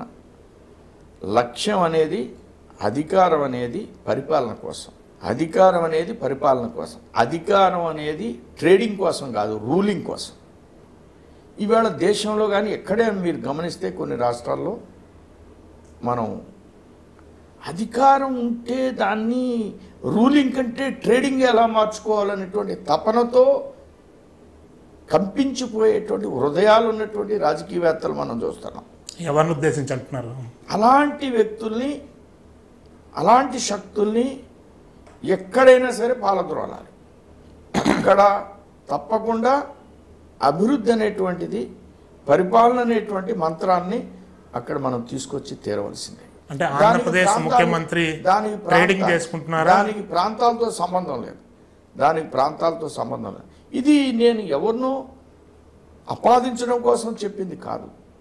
పరితపన అవసరం లేదంటున్నా. నిరంతర శ్రామికుడిగా పనిచేయాలి, అదొకటే లక్ష్యమే ఉండాలి. అంతే తప్ప ప్రతిరోజు మనం కలలకంటూ రేపు అధికారం అనేది కాదు. ప్రతిరోజు కలలు దేశం కోసం కనాలి, ప్రతిరోజు కలలు ప్రజల కోసం కనాలి, ప్రతిరోజు కలలు అభివృద్ధి కోసం కనాలి, ప్రతిరోజు కలలు అవినీతి రహితంగా ఉండాలనేది కలాలి. కానీ భారతీయ జనతా పార్టీ మాత్రం చాలా స్పష్టంగా అన్ని రాష్ట్రాల్లో బీజేపీ అధికారంలోకి రావాలి. ఈ కలల కోసం ప్రాంతాలకు అతీతంగా ఈ కలలు ప్రజలని మనం ఆ దృష్టితో చూస్తున్నాం కాబట్టి ఏ ప్రాంతాన్నైనా భారతీయ జనతా పార్టీ కోరుకోవడంలో తప్పు లేదు. సో అధికారం రావాలని కోరుకోవడంలో తప్పులేదండి. అధికారం అభివృద్ధి కోసం, అధికారం అహంకారం కోసం కాదు, అధికారం అభివృద్ధి కోసం, అధికారం యొక్క ప్రభుత్వాన్ని ఏర్పాటు చేయడం అనేది మంచి పరిపాలన ఇవ్వడం కోసం. ఇందాక మీరు చెప్పారు ఆంధ్రప్రదేశ్లో 2019లో నిర్ణయాత్మక శక్తిగా బీజేపీ ఉంటుందని. మొన్న విజయవాడ సభలో అమిత్ షా గారు కూడా ఆల్మోస్ట్ ఆంధ్రప్రదేశ్ స్వాగత తోరణం కావాలి సౌత్ ఇండియా మొత్తానికి బీజేపీ పాలిత రాష్ట్రాలకి. ఇంతకీ ఏంటి మీ గేమ్? గేమ్ కాదు, aim, not game, not game. పొలిటికల్లో గేమే ఉంటుంది. No other politics political it's an aim for development. It's an aim for correct ruling. Game లేకుండా ఎయిమ్ ఎక్కడ సాధ్యమవుతుంది? ఎయిమ్ అనే దానికి ఒక ప్రణాళిక ఉంటుంది, దానికి గేమ్ అనం. ఒక యోజనాబద్ధంగా, ఒక వ్యవస్థీకృతంగా కొన్ని కార్యక్రమాలు చేయడం అనేది భారతదేశ వ్యాప్తంగా చేస్తాం. 5 లక్షల పోలింగ్ బూతుల్లో భారతదేశంలో ఉన్నాయి. 5 లక్షల పోలింగ్ బూతులు వేయాలనుకుంటున్నాం. ఆంధ్రప్రదేశ్లో 42,000 ఉన్నాయి. 42,000 వేయాలనుకుంటున్నాం. ఆ దృష్ట్యా దాన్ని వేస్తూ ప్రజల దగ్గరికి వెళ్ళి మనం ప్రతి పోలింగ్ బూత్లో కమిటీలు వేయాలనుకుంటున్నాం. కాబట్టి నాట్ ఎ గేమ్, దాన్ని ఒక యోజనాబద్ధమైనటువంటి వైఖరితో భారతీయ జనతా పార్టీ ముందుకు పెడతాం. ఆంధ్రప్రదేశ్ బీజేపీలో 2 వర్గాలు నడుస్తున్నాయట, నిజమైన సార్? అందరూ కలిసే ఉన్నాం. ఒక వర్గమే? అందరం కలిసే ఉన్నాం, అందరం కలిసే పని చేస్తాం. వెంకయ్యనాయుడు గారి వ్యతిరేక వర్గం ఒకవైపు, వెంకయ్యనాయుడు గారి అనుకూల వర్గం ఇంకోవైపు.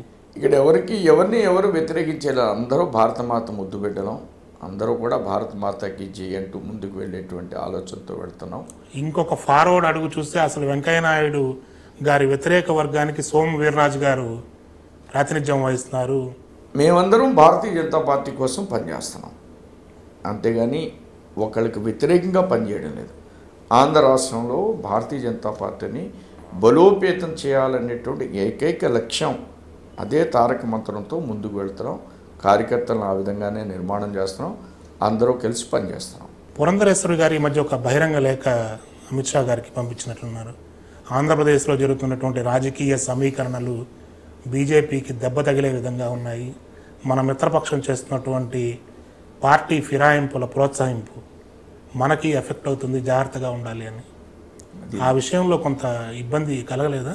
రాజకీయాల్లో ఉన్నటువంటి వాస్తవాల్ని బహిరంగంగా తెలియపరిచారు.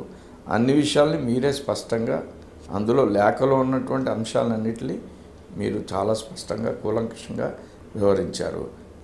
దానికి ఇబ్బంది ఏముంటుంది? అంటే ఆ సందర్భంలో కొంత వాస్తవాలని మీరే అంటున్నారు. నేను అంటాం కదా, నా రాసిన లెటర్ నేను చెప్పాను అంతే. వెళ్ళే రాశారు. మరి ఒకవేళ అది చెప్పాలి అనుకుంటే అధిష్టానానికి పురంధరేశ్వరి గారికి టర్మ్స్ అండ్ కండిషన్స్ బాగానే ఉన్నాయి కదా, అందుకు నేరుగానే చెప్పొచ్చు. దానికి లేఖ రాయాల్సిన అవసరం ఏముంది? దాంట్లో కూడా మీరు అనుకున్నట్లు ఏదో ఎయిమ్ ఉంటుంది. గేమ్ లేదు, no game at all, only aim, అంతేనా? అంతే, నేనే చెప్పాను ఎయిమ్ ఉంటుందని. ఏంటి ఎయిమ్? మిత్రపక్షాన్ని దించడమా, లేకపోతే మన పార్టీని బలపరచడం, మనం అధికారంలోకి రావడం, మనం పార్టీని బలోపేతం చేసుకోవడానికి కొన్ని లక్ష్యాలతో ముందుకు వెళ్తాం. రాజకీయాలు ఇది కామన్. సో అసలు వీర్రాజు గారి అంతరంగం ఏంటి ఈ పార్టీ ఫిరాయింపుల మీద? పార్టీ ఫిరాయింపు అనేది ప్రజలు దాన్ని సమర్థించేటువంటి పరిస్థితి కాదండి. నేను అంటాను, ఎపిసోడ్ వారీగా మనం అడుగుతూ ఉంటాం. ఇలాంటి విషయాల్ని చాలా కాలం నుంచి మనం స్టడీ చేసుకుంటూ వస్తే ఎవ్వరూ దీనికి అతీతులు కాదు, ఇంక్లూడింగ్ రాజశేఖర రెడ్డి గారు కూడా, ఈవేళ ఉన్నటువంటి ముఖ్యమంత్రి కానీ, అక్కడున్న కేసీఆర్ కానీ, వీటిల్ని సహజంగా అందరూ ఒకే రీతితో పార్టీని అభివృద్ధి చేయాలనేటువంటి ఆలోచన. పరిపాలనలో అభివృద్ధి జరిగితే పార్టీలు అభివృద్ధి చెందుతాయి. వ్యక్తులను చేర్చుకుంటే పార్టీలు అభివృద్ధి సాధించం.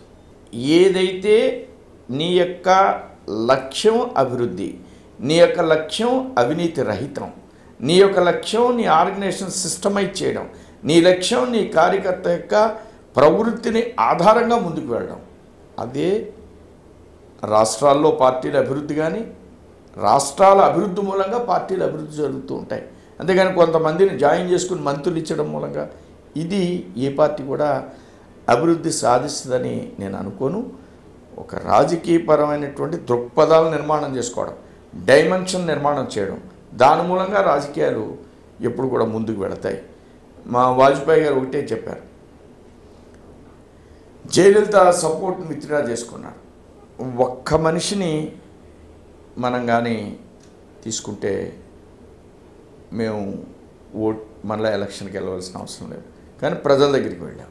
అది పొలిటికల్ డైమెన్షన్ అంటే అది బీజేపీ త్రికరణ శుద్ధిగా నమ్మేటువంటి అంశం. మనం గెలవాలంటే మనం పరిగెత్తడంతో పాటు అవతల వాడి యొక్క దీన్ని కూడా కంట్రోల్ చేయగలగాలిగా. అందులో మరి పార్టీ ఫిరాయింపులు కూడా ఆ కోణంలో చూడొచ్చు. నేను చెప్పిన దాంట్లో ఆ భావం ఉంది. నేను చాలా స్పష్టంగా చెప్పాను మీకు. ఒకడు మంత్రులు ఇస్తే అభివృద్ధి చెందుతుంది పార్టీ, ఎందుకంటే వివరంగా చెప్పాలా? నేను చాలా వివరంగా చెప్పాను మీకు. రాజకీయాలు అనేవి మన దగ్గర ఉన్న క్యారెక్టర్ ఉన్న మనుషులు మనం ఎంపిక చేసుకోవాలి. ఇది సర్వసాధారణంగా జరగాలి. ఇది ఇవాళ నుంచే జరగడం లేదు, ఎప్పటి నుంచో జరుగుతుంది. కానీ వాజ్పేయి గారు అలా చేయలేదు, ఈ విధంగా చేశారు. వీర్రాజు గారు ఈ మధ్య చాలా అంటే వార్తల్లో ఒక హైప్ క్రియేట్ అయిన వార్త వైఎస్ జగన్మోహన్ రెడ్డి గారు ప్రధాని మోడీని కలవడం. చాలామంది తెలుగుదేశం పార్టీ నేతలు దాని మీద చాలా స్థాయిలో విమర్శలు చేశారు, ఇంక్లూడింగ్ ముఖ్యమంత్రి టీడీపీ అధినేత చంద్రబాబు నాయుడు గారితో సహా. వీర్రాజు గారు ఏమంటారు దీని మీద? ముఖ్యమంత్రి గారు విమర్శ చేయలేదు. విమర్శ చేయకపోయినా ఆయన వెళ్ళి ఏదో ఇచ్చారు, ఏమి ఇచ్చుంటారు, ఆయన రాష్ట్ర అభివృద్ధి కోసం ఏం చేయలేదు అన్నట్టుగా మాట్లాడారు కదా ప్రెస్ మీట్ పెట్టి. మిగతా వాళ్ళైతే అసలు ఇక పూర్తిగా జగన్మోహన్ రెడ్డి కేసుల కోసం వెళ్ళాడనో ఏదో వాళ్ళకు వచ్చిన కామెంట్లు వాళ్ళు చెప్పారు, బీజేపీ జగన్ కలిసి వెళ్ళబోతున్నారని. ఇవన్నీ అపోహలు మాత్రమే. సహజంగా రాజకీయాల్లో కొన్ని ప్రక్రియలు జరుగుతూ ఉంటాయి. ఆయన ప్రతిపక్ష నాయకుడు ప్రధానమంత్రిని కలవడంలో తప్పు లేదు. ప్రతిపక్ష హోదా ఇచ్చింది తెలుగుదేశం ప్రభుత్వం. ప్రతిపక్ష హోదా అసెంబ్లీలోనే కాదు, కౌన్సిల్లో కూడా ఇచ్చారు వాళ్ళకి.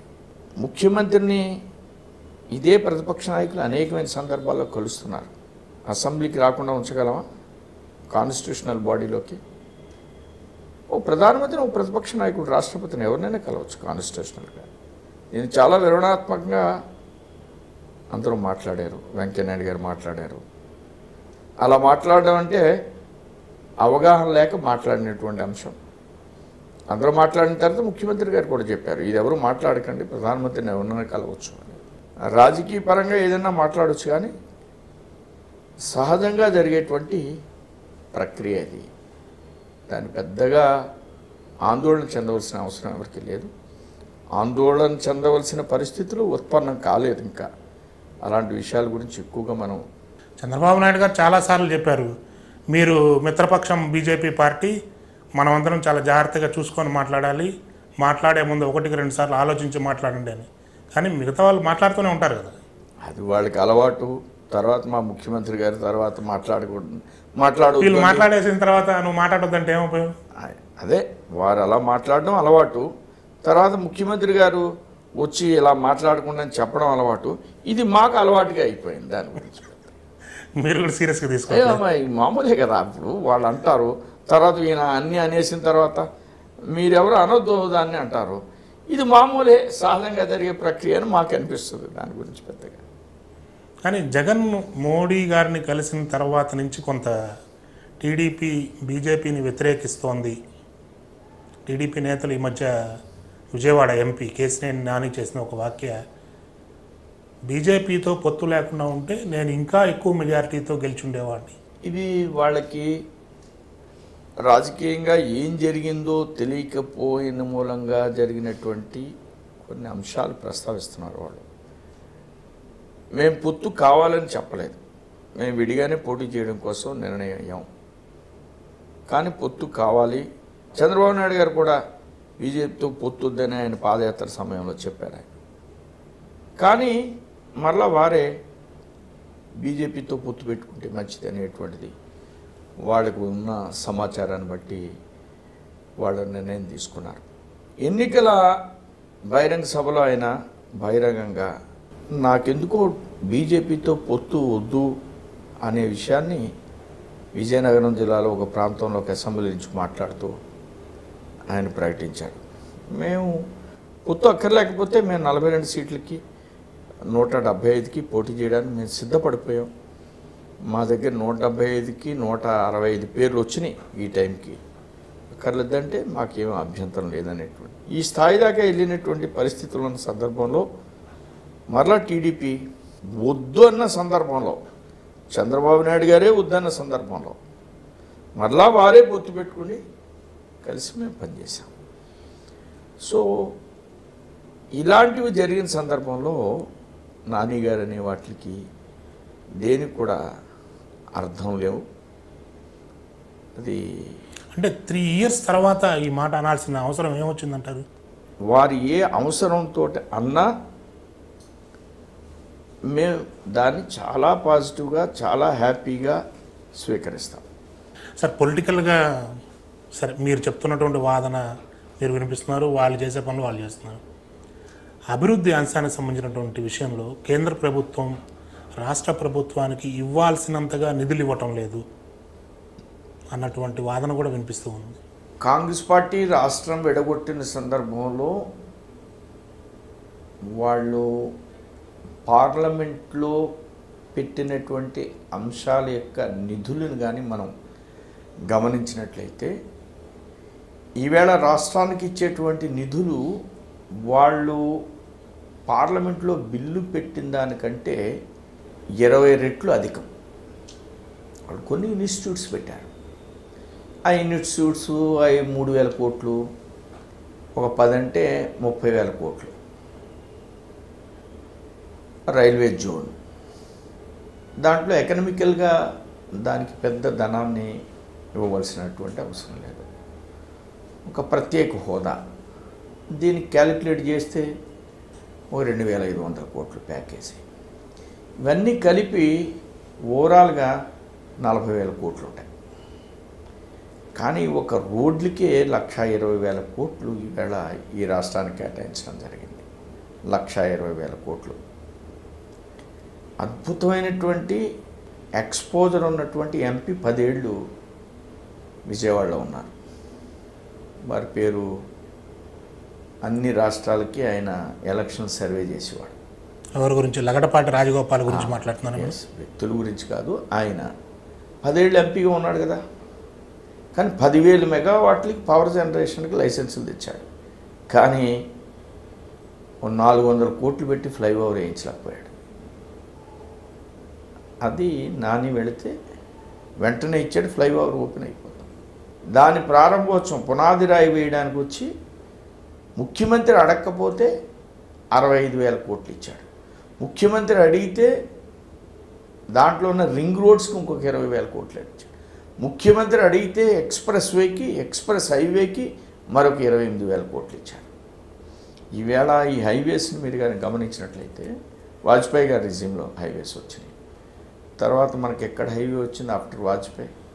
ఒక్క హైవే రోడ్ కూడా రాలేదు. ఇప్పుడు ఎన్ని హైవేస్ వస్తున్నాయి? కర్నూలు నుంచి రాజధానికి, కడప నుంచి రాజధానికి, అనంతపురం నుంచి ఎక్స్ప్రెస్ హైవే, అనకాపల్లి నుంచి ఆనందపురం, రాజమండ్రి నుంచి నల్లజర్ల మీదుగా, కత్తిపూడి నుంచి ఒంగోలు దాకా, ఇట్లా మనం చెప్పుకుంటూ పోతే అనేక రకాలైనటువంటి అభివృద్ధి కార్యక్రమాలు ఇవాళ ఆంధ్ర రాష్ట్రం జరిగింది. ఈ 1,00,000 కోట్లు ప్యాకేజ్లో ఉండి కాంగ్రెస్ పార్టీ ప్రవేశపెట్టి గట్టిగా మాట్లాడిన వాటిని 40,000 కోట్లు.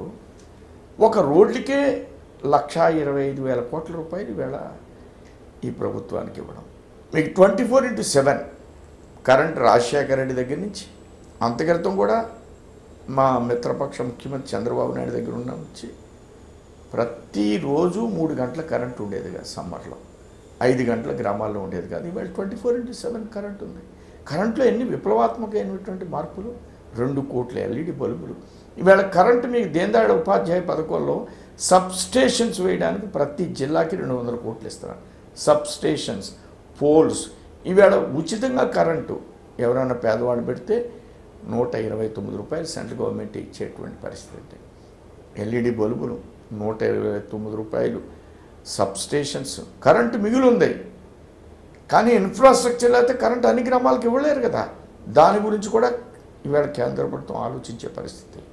అంటే ఇన్ని ఒక్క కరెంటు విషయంలో ఈ రాష్ట్రంలో పూడిమడక దగ్గర కాంగ్రెస్ పార్టీ ఇప్పుడో ప్రవేశపెట్టినటువంటి పూడిమడక దగ్గర ఈవేళ బొగ్గుతో 4000 మెగావాట్లు, మెగావాట్కి 6 కోట్లు, 4000 ఇంటూ 6000 కోట్లు, మీరు 6 కోట్లు, 24,000 కోట్లు ఒక్క పూడిమడక దగ్గర. సోలార్ పవర్ జనరేషన్ 5,000 మెగావాట్లు, 5,000 కోట్లు సబ్సిడీ, ప్రతి మెగావాట్కి 1000 కోట్లు సబ్సిడీ, 2 కోట్లు ఎల్ఈడి బల్బు, ప్రతి జిల్లాలో కూడా మీకు సబ్స్టేషన్ కట్టడం, ప్రతి కరెంట్ లేని వాళ్ళకి కరెంట్ ఇవ్వడానికి ఉచితంగా కరెంట్ ఇచ్చే విధంగా వాళ్ళకు కూడా డబ్బులు ఇచ్చేటువంటి పరిస్థితి. కరెంట్ విండ్ పవర్ని, కరెంట్ని సోలార్ పవర్ని, కరెంటుని సిఎన్జితో కరెంటు, ఫ్లోటింగ్ పార్క్లో కాకినాడలో సిఎన్జితో, అట్లనే విశాఖపట్నంలో ప్రైవేట్ పోర్ట్లో సిఎన్జితో కరెంటు తయారు చేయడం, విప్లవాత్మకమైనటువంటి మార్పులు ఈవేళ అనేకమైన ఇండస్ట్రీస్ ఈవేళ మిగులు రాష్ట్రంగా ఆంధ్రప్రదేశ్ తయారయ్యేటువంటి పరిస్థితి ఈవేళ కరెంట్లో మీకు వచ్చింది. దీని మూలంగా ఇన్వెస్ట్మెంట్స్ వస్తాయి, కొన్ని లక్షల కోట్లు వస్తున్నాయని చంద్రబాబు నాయుడు గారు చెప్తున్నారు.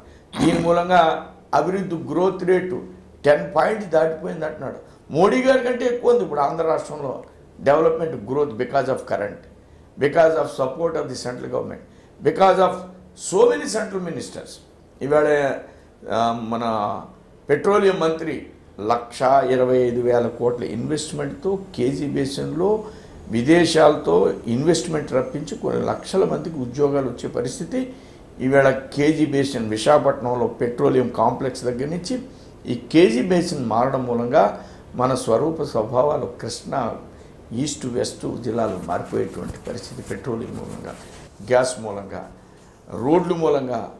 అలానే మీరు ప్రతి గ్రామాల్లో ఈవేళ మీరు గమనించినట్లయితే నరేగాకి కాంగ్రెస్ పార్టీ ఒక్క పేదవాళ్ళకి ప్రతిరోజు కూలీనిచ్చే పరిస్థితి ఈవేళ. అలాంటి నరేగా నుంచి కాంగ్రెస్ పార్టీ ఆంధ్ర రాష్ట్రానికి 2 రాష్ట్రాలకు కలిపి 3,000 కోట్లు ఇస్తే ఈవేళ ఒక ఆంధ్రప్రదేశ్కి 8,000 కోట్లు ఇస్తున్నారు నరేగాలో.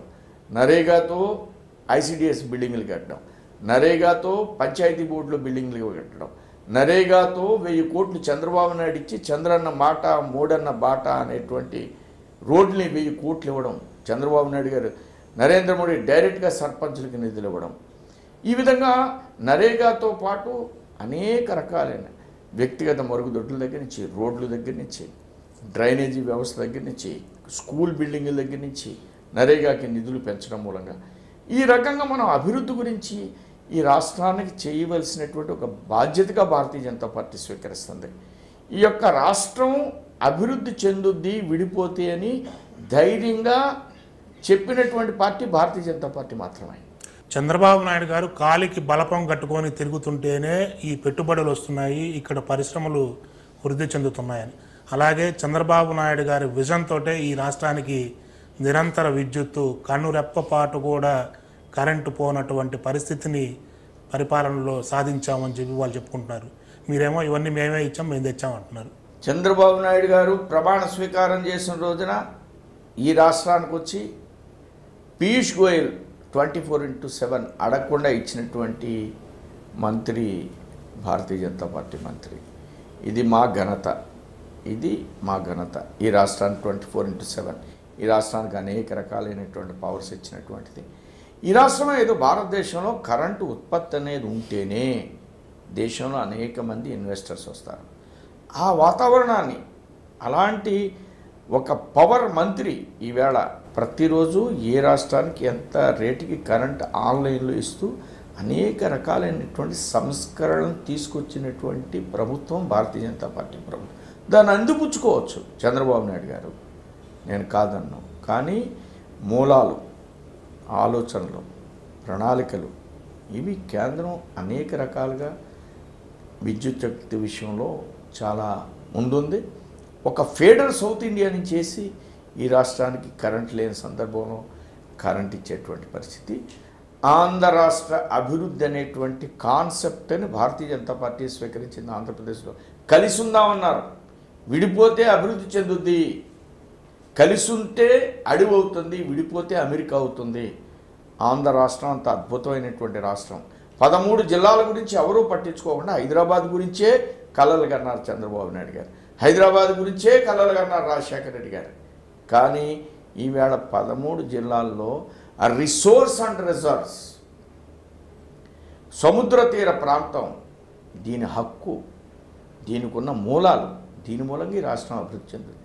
దానికి సరైనటువంటి ప్రణాళికలు విడివడిన మూలంగా పడినాయి. అందరూ అద్భుతంగా మాట్లాడేటువంటి అవకాశం వచ్చింది. కలిసి ఉన్నంతకాలం ఇరిగేషన్ మంత్రి తెలంగాణకు సంబంధించినవి చంద్రబాబు నాయుడు పరిపాలనలో, రాజశేఖర రెడ్డి గారి పరిపాలనలో ఇరిగేషన్ మంత్రి ఎవరు? ఈవేళ ఇరిగేషన్కి సంబంధించినటువంటి కార్యక్రమాలని తెలంగాణ కంటే ఈవేళ ఈ రాష్ట్రం గురించి మనం ఆలోచిస్తున్నాం. అన్ని రకాలైనటువంటి మన యొక్క నీటిని ఏ విధంగా వినియోగించుకోవాలి, అది విడిపోవడం మూలంగానే జరిగింది. విడిపోతే ఈవేళ పోలవరాన్ని జాతీయ హోదా అయినటువంటి ప్రాజెక్టు కేంద్ర ప్రభుత్వం ఇచ్చింది. ఆ విధంగా ఈ రాష్ట్రం అభివృద్ధి చెందడానికి అవకాశాలు ఉన్నటువంటి అత్యద్భుతమైనటువంటి రాష్ట్రం. ఈ రాష్ట్రం సింగపూర్ అవ్వక్కర్లే, ఈ రాష్ట్రం మరో రాష్ట్రం అవ్వక్కర్లేదు. ఈ రాష్ట్రం భారతదేశంలో నెంబర్ 1 స్థాయి ఉన్నటువంటి, గుజరాత్ కంటే అద్భుతమైనటువంటి రాష్ట్రం, అంత మేధో సంపన్నవంతులు ఉన్నటువంటి రాష్ట్రం. అమెరికా వెళ్తే తెలుగు వాళ్ళు 100% తెలుగు వాళ్ళే ఉంటారు. అంత అద్భుతమైనటువంటి మేధో సంపద ఉన్న కృష్ణా, గుంటూరు, ఈస్ట్, వెస్ట్ ఈ జిల్లాల వాళ్ళు అక్కడ ఉండేటువంటి పరిస్థితి. అంత మేధో సంపత్తి ఉన్నటువంటి ప్రాంతం సరైనటువంటి ప్రణాళికలు వేస్తే ఇది అద్భుతంగా వెళుతుంది అనేటువంటి పదరచన ఉన్నటువంటి, విడిపోతే ఈ అంశాలు కావాలి ఈ రాష్ట్రానికని ఆనాడు ధైర్యంగా చెప్పినటువంటి పార్టీ భారతీయ జనతా పార్టీ ఒకటే. రాజధానికి లక్షల కోట్లు అవసరమైతే మీరు కేవలం వేల కోట్ల రూపాయలను సర్దిపెట్టి సర్దుకోండి ఇద్దరితోటి. రాజధాని విషయంలో భారతీయ జనతా పార్టీకి చాలా స్పష్టమైన సంకల్పం ఉంది, కల్పన ఉంది. ఆంధ్ర రాష్ట్రం ఒక్కటే విడిపోలేదు భారతదేశం నుంచి పంజాబ్ నుంచి హిమాచల్ ప్రదేశ్ విడిపోయింది, మహారాష్ట్ర నుంచి గుజరాత్ విడిపోయింది, 3 రాష్ట్రాలు మధ్యప్రదేశ్ నుంచి బీహార్ నుంచి హిమాచల్ ప్రదేశ్ నుంచి విడిపోయింది. అసలు క్యాపిటల్ అంటే మీరు విదేశాలకి అభివృద్ధి చెందిన దేశాలని మీరు ఒకసారి నెట్లోకి వెళ్ళి చూస్తే క్యాపిటల్ ఎక్కడున్నాయంటే ఎక్కడో కుగ్రామాల్లో ఉంటాయి. అన్ని రాష్ట్రాలు విడిపోయినాయి, అన్ని రాష్ట్రాలు క్యాపిటల్ కట్టుకున్నారు. కానీ క్యాపిటల్ గురించి పెద్ద చర్చ లేదు. భారతదేశంలో ఎక్కడ ఏ రాష్ట్రంలో క్యాపిటల్ గురించి చర్చ లేదు. ఇప్పటివరకు మనకి క్యాపిటల్ అనేది హైదరాబాద్ ఒక అభివృద్ధి చెందినటువంటి రాష్ట్రం, అది ఒక 40 సంవత్సరాల్లో అభివృద్ధి చెందింది. కానీ ఆంధ్ర రాష్ట్రం అంతా అభివృద్ధి చెందాలి. డీసెంట్రలైజేషన్ ఆఫ్ డెవలప్మెంట్, అన్ని జిల్లాలో హైదరాబాద్లో తయారవ్వాలి, అన్ని జిల్లాలకి క్యాపిటల్కి ఇచ్చినంత ప్రాధాన్యత ఇవ్వాలి, అన్ని జిల్లాలని ఒకే విధమైనటువంటి అంచనాతో చూడాలి, అన్ని జిల్లాలని కూడా ఇంకా కూడా చిన్న జిల్లాలుగా దాన్ని విడగొట్టవలసినటువంటి అవసరం ఉంటుంది. పరిపాలన సౌలభ్యం దృష్ట్యా జిల్లాలని విడదీయాలి. అలా డీసెంట్రలైజేషన్ అనేది ఎప్పుడైతే జరుగుతుందో అభివృద్ధి అనేది అంత ముందుకు వెళ్తుంది. అంటే అమరావతి రాజధాని నిర్మాణంలో డీసెంట్రలైజేషన్ విధానాన్ని పక్కన పెట్టారనుకుంటున్నారా?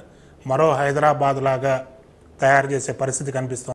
నేను మీ ప్రశ్నకి సమాధానం చెప్పను, కానీ నేను చెప్పిన దాంట్లో అంతా అర్థం ఉంది. డీసెంట్రలైజేషన్ ఆఫ్ ది డెవలప్మెంట్, మరో అభివృద్ధి అక్కర్లేదు, మరో హైదరాబాద్ అక్కర్లేదు, అన్ని జిల్లాలో హైదరాబాద్లా కావాలి, అన్ని జిల్లాలో అమరావతిలా కావాలి. This is our concept, decentralisation of development. ఇది అవసరం, ఇది మా ఆలోచన. కానీ 33,000 ఎకరాలు సమీకరించి రాజధాని నిర్మాణం జరపాలి అనే ఒక లక్ష్యంతో వెళ్తున్నటువంటి చంద్రబాబు నాయుడుకి కేంద్ర ప్రభుత్వం కళ్ళెం వేస్తోంది, అడిగినన్ని నిధులు ఇవ్వటం లేదు అని తెలుగుదేశంలో ఉన్నటువంటి నేతలు చేస్తున్నటువంటి ఆరోపణ. రాజధానికి ఎంత అయితే అవసరమో అంత మేరకు నిధులు ఇవ్వడానికి కేంద్రం ఎప్పుడు సిద్ధంగా ఉంది. ఆ నిధులను రిలీజ్ చేయడం జరిగింది. ఆ నిధులతో ప్రభుత్వం కొన్ని కార్యక్రమాలని చేపట్టడం జరిగింది. ఇప్పుడు ఎంత ఖర్చు అవుతుందో రాజధానికి అంత కమిటీ అంచనా వేసి ఇచ్చిన దాన్ని ధనాన్ని ఇవ్వడానికి సిద్ధంగా ఉంది. ఆ విధంగా జరుగుతుంది. అంతేగాని వారు అనుకున్నట్లుగా అనేది భారతదేశంలో కొన్ని రాష్ట్రాలు ఉన్నాయి, ఇంకా కొన్ని రాష్ట్రాలు విడిపోవచ్చు. విడిపోయిన రాష్ట్రాలకి, విడిపడినటువంటి రాష్ట్రాలకి ఏం జరుగుతుందో ఇక్కడ కూడా అదే జరుగుద్ది. దానికంటే ఎక్కువే జరుగుతుంది. ఇప్పుడు ఛత్తీస్గఢ్కి నయా రాయ్పూర్కి 500 కోట్లు ఇచ్చారు. హౌసింగ్ బోర్డు వాళ్ళు కట్టారు ఆ రాష్ట్రంలో. హౌసింగ్ బోర్డు నయా రాయ్పూర్ని బాగుంది. కాంగ్రెస్ వాళ్ళు కట్టారు గుజరాత్లో, అహ్మదాబాద్కు దూరంగా గాంధీనగర్లో ఒక 5,000 ఎకరాల్లో. అన్నీ ఒకే కాంప్లెక్స్లో ఉంటాయి. Assembly, secretariat, MLA quarter, minister quarters, governor, ముఖ్యమంత్రి అందరూ ఒకే కాంపౌండ్లో ఒకే కాంప్లెక్స్లో ఉంటారు. సో రాజధాని నిర్మాణానికి 33,000 ఎకరాలు అవసరం లేదంటారు. నేను దేశంలో జరుగుతున్న పరిస్థితిని నేను చెప్తున్నాను. అంటే లేదనేగా. నేను దేశంలో జరుగుతున్న పరిస్థితులు మీకు చెప్పాను. సో రాజధాని నిర్మాణానికి ఇట్లా ఉంటే పోలవరం నిర్మాణానికి ఇంకొంత అవరోధం ఉంది. దాదాపుగా 42,000 కోట్లకి ఎస్టిమేషన్ ప్రభుత్వం సిద్ధం చేసింది, రాష్ట్ర ప్రభుత్వం. కానీ పోలవరానికి వస్తున్న నిధులు చూస్తూ ఉంటే మరి మంజూరవుతున్న నిధులు ఎప్పుడు పూర్తవుతుంది అసలు? ఇది ముఖ్యమంత్రి గారు 18లో కంప్లీట్ చేస్తామని చెప్తున్నారు. నిధులు వారు ఖర్చు పెట్టిన దానికి ఆ లెక్కలు పోలవరం అథారిటీకి ఇస్తారు. అది ఇండిపెండెంట్ బాడీ. దాంట్లో అనేక మంది ఇరిగేషన్కి సంబంధించినటువంటి అధికారులు, అవగాహన కలిగినటువంటి అధికారులు ఉన్నారు. ఈ మధ్యన రాష్ట్ర ప్రభుత్వం చేస్తున్న ప్రతి పనిని ఎగ్జామిన్ చేయడానికి సీనియర్ అఫీషియల్స్ ఇరిగేషన్ డిపార్ట్మెంట్ నుంచి రావడం జరిగింది. వాళ్ళు అధ్యయనం చేస్తున్నారు. ఇచ్చినటువంటి నిధుల కొరకు వాళ్ళు పెట్టినటువంటి లెక్కల్ని ఖచ్చితంగా అథారిటీ పరిశీలన చేస్తుంది. ఎంత అవసరమో అంత అవసరాన్ని కేంద్ర ప్రభుత్వానికి వాళ్ళు నివేదికిస్తారు. ఆ విధంగా కేంద్ర ప్రభుత్వం స్పందించి ఆ నిధులను ఎలకేట్ చేస్తారు. అంటే రాష్ట్ర ప్రభుత్వం మీద మీకు ఏదైనా అనుమానాలు ఉన్నాయా? నాకు కానీ మీకు కానీ అనుమానాలు ఉండడానికి అవకాశం లేదు. అక్కడ ఒక అథారిటీ అనేది ఉంది, కేంద్రానికి సంబంధించినటువంటి ఒక ఇండిపెండెంట్ బాడీ. దానికి ఒక బ్యాంక్ అకౌంటు, నిధులు అథారిటీకి వస్తాయి. అథారిటీ నుంచి రాష్ట్ర ప్రభుత్వం తీసుకుంటుంది. సౌలభ్యం దృష్ట్యా రాష్ట్ర ప్రభుత్వం కడుతుంది కేంద్ర ప్రభుత్వం యొక్క ప్రాజెక్ట్ని. కాబట్టి ఇండిపెండెంట్ ఆర్గనైజేషన్ అథారిటీ. కావలసిన నిధులు లెక్కింపు అథారిటీ దగ్గర స్పష్టంగా ఉంటాయి. రాష్ట్రం ఇచ్చినటువంటి ప్రతిపాదనలు అథారిటీ ఒకసారి పరిశీలన చేస్తుంది, కేంద్రానికి రెఫర్ చేస్తుంది, ఇరిగేషన్ మంత్రికి. దాని తగ్గట్టుగా స్పందిస్తుంది, ధనాన్ని అథారిటీకి ఇస్తుంది, అథారిటీ రాష్ట్ర ప్రభుత్వానికి ఇస్తుంది. కానీ పోలవరంకి ఇచ్చినటువంటి నిధులను డైవర్ట్ చేశారు, పట్టిసీమ కట్టేసుకున్నారు అన్నటువంటి ఒక ఆరోపణ కూడా ప్రభుత్వం మీద ఉంది. బీజేపీ మరి ఆ విషయంలో ఏం స్పందించడం లేదా? కొన్ని విషయాలు మిత్రపక్షం కదా, దాన్ని చూసి చూడనట్టుగా వెళ్తూ ఉంటారు. కొన్ని విషయాలు, అన్ని విషయాలు మేమే మాట్లాడాలని అనుకోవడం కంటే కొన్ని రిజర్వేషన్స్ ఉంటాయి. రిజర్వేషన్ ప్రకారం ముందుకు పెడుతూ ఉంటాం. కేంద్ర ప్రభుత్వం ఇచ్చిన నిధులే కదా అవి. పట్టిసీమ పట్టిసీమ నిధులు రైట్ మెయిన్ కెనాల్కి సంబంధించినవి. ఏదైతే లిఫ్ట్కి సంబంధించిన ప్రాజెక్టు రాష్ట్ర ప్రభుత్వం భరించవలసిందే. రైట్ మెయిన్ కెనాల్ యొక్క పూర్తి నిధుల్ని పోలవరానికి సంబంధించింది కాబట్టి అది పోలవరం ప్రాజెక్టులోకి వస్తుంది. ఆ నిధులు ఎంత మేరకు 1,500 కోట్లు రైట్ మెయిన్ కెనాల్కి సంబంధించినటువంటి లెక్క ఉంటుందో ఆ లెక్కని రాష్ట్ర ప్రభుత్వానికి ఆ అథారిటీ రికమెండేషన్ ప్రకారం కేంద్రం ప్రభుత్వానికి మంజూరు చేయడం జరుగుతుంది. సో నిధులు డైవర్ట్ అయిన విషయాన్ని మరి మీరు ఏం చేయరు, ఆరోపించరు? ఏ నిధులు మనం ఇవ్వాల్సింది రైట్ మెయిన్ కెనాల్కి ఇస్తాం. రాష్ట్ర ప్రభుత్వం యొక్క ఆలోచనతో వాళ్ళు పోలవరం పట్టిసీమకి ఎంత పెట్టారు అనేటువంటిది రాష్ట్ర ప్రభుత్వం యొక్క వాళ్ళ యొక్క ఆలోచనతో వాళ్ళు ముందుకు వెళ్తారు. దానికి పోలవరానికి సంబంధం లేదు. పోలవరం మీద మీ ఐడియాలజీ అంటే మీరు చేసే వాదన గతంతో పోలిస్తే ఇప్పుడు కొంత అనుకూలత భావం వస్తున్నట్లుగా ఉంది. పోలవరం కంప్లీట్ కావాలి, అదే అందరి భావన. వ్యతిరేకత పోలవరంలో లేదు, అనుకూలన అనేది ఆంధ్ర రాష్ట్రానికి అవసరం. పోలవరం మూలంగా పోలవరం చాలా త్వరగా కంప్లీట్ కావాలనేది కేంద్ర ప్రభుత్వం యొక్క లక్ష్యం, నరేంద్ర మోడీ గారి యొక్క కోరిక. ఆ విధంగా పోలవరానికి భారతీయ జనతా పార్టీ ఏ విధమైనటువంటి అడ్డంకుల్ని నిర్మాణం చేయదు. స్పష్టంగా ఎన్ని నిధులైతే అవసరమో అథారిటీ నిర్ణయించిన మేరకు మేము ముందుకు పెడతాం. కేంద్ర ప్రభుత్వం ప్రకటించిన సంస్థలకు కూడా నిధులు సరిగా అందించడం లేదు. తాడేపల్లిగూడెంలో ఐఐటి కావచ్చు, ఎయిమ్స్ కావచ్చు. అది ఓన్లీ అపోహ మాత్రమే. తాడేపల్లిగూడెం ఫస్ట్ ఇమీడియట్గా ఇన్స్టిట్యూషన్స్ స్టార్ట్ చేశారు. ప్రైవేట్ ఇన్స్టిట్యూట్స్ ఇస్తాం, హాస్టల్స్ అని చెప్పారు. ఇప్పుడు హాస్టల్కి సంబంధించి 630 కోట్లు ఎస్టిమేట్ చేశారు. రేపటి ఎల్లుండిలో అవి ప్రోగ్రెస్లోకి వెళతాయి, కన్స్ట్రక్షన్ స్టార్ట్ అవుతుంది. అట్లానే ఎయిమ్స్ హాస్పిటల్ కానీ మిగతా ఇన్స్టిట్యూట్స్ కానీ ఎక్కడ ఏ విధంగా వాటికి నిలుపుదల చేయాలనే ప్రయత్నం లేదు. అగ్రెసివ్గా వెళ్ళాలి. ఇంకొక 2 ఇన్స్టిట్యూట్స్ ఉన్నాయి, ఆ 2 కూడా త్వరలో మంజూరు చేసేటువంటి ప్రయత్నాలు జరుగుతున్నాయి. మీరు చెప్పిన లెక్కల ప్రకారం ప్రత్యేక హోదాని మించి 2 అంతల లాభాన్ని చేకూర్చేలాగా ఆంధ్రప్రదేశ్కి నిధులు ఇస్తున్నామని. 2 అంతలు కాదు, ప్రత్యేక హోదాకి ఇవ్వాల్సినటువంటి నిధులు ప్యాకేజీ రూపంలో ఇవ్వడం, 40,000 కోట్లు కూడా ప్రణాళికలో పెట్టినవి కాకుండా కొన్ని లక్షల కోట్లు ఆంధ్ర రాష్ట్రానికి ఇస్తున్నాం అనేటువంటి విషయాన్ని నేను స్పష్టంగా తెలియజేస్తాను. దానికంటే భారీగా 40,000 ప్రత్యేక హోదా ఇవ్వచ్చు కదా, మీరు ఇచ్చిన ప్రకటనే కాదు. దానికే కదా ప్రత్యేక హోదా రూపంలో లభించేటువంటి ధన సహాయాన్ని ప్రత్యేక ప్యాకేజీ రూపంలో ఇచ్చాం. ఎట్లాగూ ఇవ్వదలుచుకున్నప్పుడు పేరు మార్చడం ఎందుకు? ప్రత్యేక హోదానే ప్రకటిస్తే ప్రజలు సాటిస్ఫై అయి ఉండేవాళ్ళు, మీరు ఇచ్చిన హామీని నిలబెట్టుకున్నటువంటి పరిస్థితి వచ్చి ఉండేది. ప్రజలు సాటిస్ఫాక్షన్గానే ఉన్నారు మోడీ ప్రభుత్వం మీద. ప్రజలు ఏ విధంగా అపోహలు లేవు. నేను చాలా కింద స్థాయి దాకా గమనించినటువంటి విషయం, ప్యాకేజీ అయినా ప్రత్యేక హోదా అయినా సేమ్, ఏ విధమైనటువంటి చిన్న మార్పు కూడా లేదు. ఏదైతే స్పెషల్ స్టేటస్ ఉందో అది మన్మోహన్ సింగ్ నియమించినటువంటి కమిటీ స్పెషల్ స్టేటస్కి ఇస్తున్నటువంటి రాష్ట్రాల నిధులను బేరీజు వేసి ఇప్పటి వరకు ఉన్న ప్రణాళికా సంఘాలు నిధులు ఇచ్చి ఎంత నిధులు ఇస్తున్నాం, ఇవి రాష్ట్రాలకు ఎంత మేరకు సరిపోతున్నాయి అనే దాని మీద మన్మోహన్ సింగ్ వేసినటువంటి కమిటీ 32 నుంచి 42% ఎన్హాన్స్మెంట్ చేయడం మూలంగా ఆంధ్ర రాష్ట్రానికి సంవత్సరానికి 42,000 కోట్లు అదనంగా వచ్చినాయి. కానీ ప్రత్యేక హోదా మూలంగా 2,500 కోట్లే వస్తుంది. అదే 5,000 కోట్లు అస్సాంకి వచ్చింది, 32 నుంచి 42 పెరగడం మూలంగా. అస్సాంకి ప్రత్యేక హోదా మూలంగా 500 కోట్లే వచ్చింది. 42,000 కోట్లు ఎక్కువ, 2,500 కోట్లు ఎక్కువ.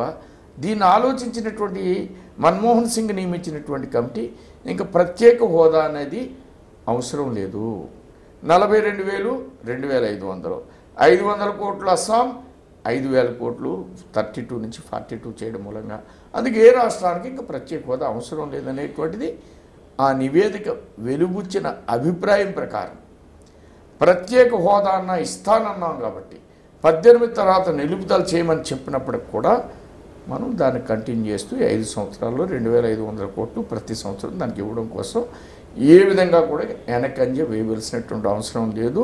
అది వెంకయ్యనాయుడు గారు అన్న ప్రకారం, మాట అన్న ప్రకారం మనం ఇచ్చుకుంటూ ముందుకు పెడతాం. కానీ మీ మిత్రుడు ఆ సమయంలో ఒక ప్రధానమైన ఆరోపణ చేశాడు, జనసేన అధినేత పవన్ కళ్యాణ్ పాచిపోయిన లడ్డూలు ఇచ్చారు ఈ రాష్ట్రానికి అని. సాధంగా నరేంద్ర మోడీ గారిని ఈ రాష్ట్రంలో ఒరే సన్నాసోడా అన్నారు. కొంతమంది దిష్టి బొమ్మలు దగ్ధం చేశారు. చాలా విషయాలు చాలామంది నరేంద్ర మోడీ గారి గురించి కామెంట్ చేశారు. వాళ్ళు ఇప్పుడు తెలుసుకున్నారు, అన్నవాడు కూడా తెలుసుకుంటారు. పవన్ కళ్యాణ్ గారికి మరి చెప్పే ప్రయత్నం చేశారా?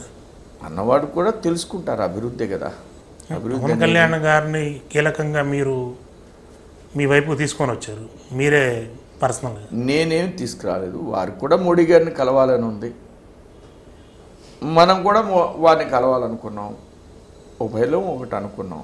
నేనేమి వారిని గైడ్ చేసి మీరు మోడీ దగ్గరికి వెళ్ళండి అని నేనేం చెప్పలేదు. పవన్ కళ్యాణ్ గారు కూడా మోడీ గారిని కలవాలనుకుంటున్నారు. అది పవన్ కళ్యాణ్ గారి అభిప్రాయాన్ని మార్చడానికి సోము వీర్రాజు గారు ఏమైనా ప్రయత్నం చేశారా? అభిప్రాయాలు తప్పకుండా ఇప్పుడు అన్నవాళ్ళు మార్చుకున్నారు, ఎవరైనా మార్చుకుంటారు. అభివృద్ధే కదా, అభివృద్ధిని చూసి అభిప్రాయాలు మార్చుకుంటారు. మీ పార్టీలో అప్పటి వరకు కొనసాగిన హీరో శివాజీ కూడా చాలా కామెంట్లు చేశారు ప్రత్యేక హోదా సమయంలో. నేను ఒక్క కామెంట్ కూడా చేయను అతని గురించి. ఎందుకని? అంతకంటే ఎక్కువ మాట్లాడు. సరే, టీడీపీ మిత్రపక్షం మీకు తెలుగుదేశం పార్టీ.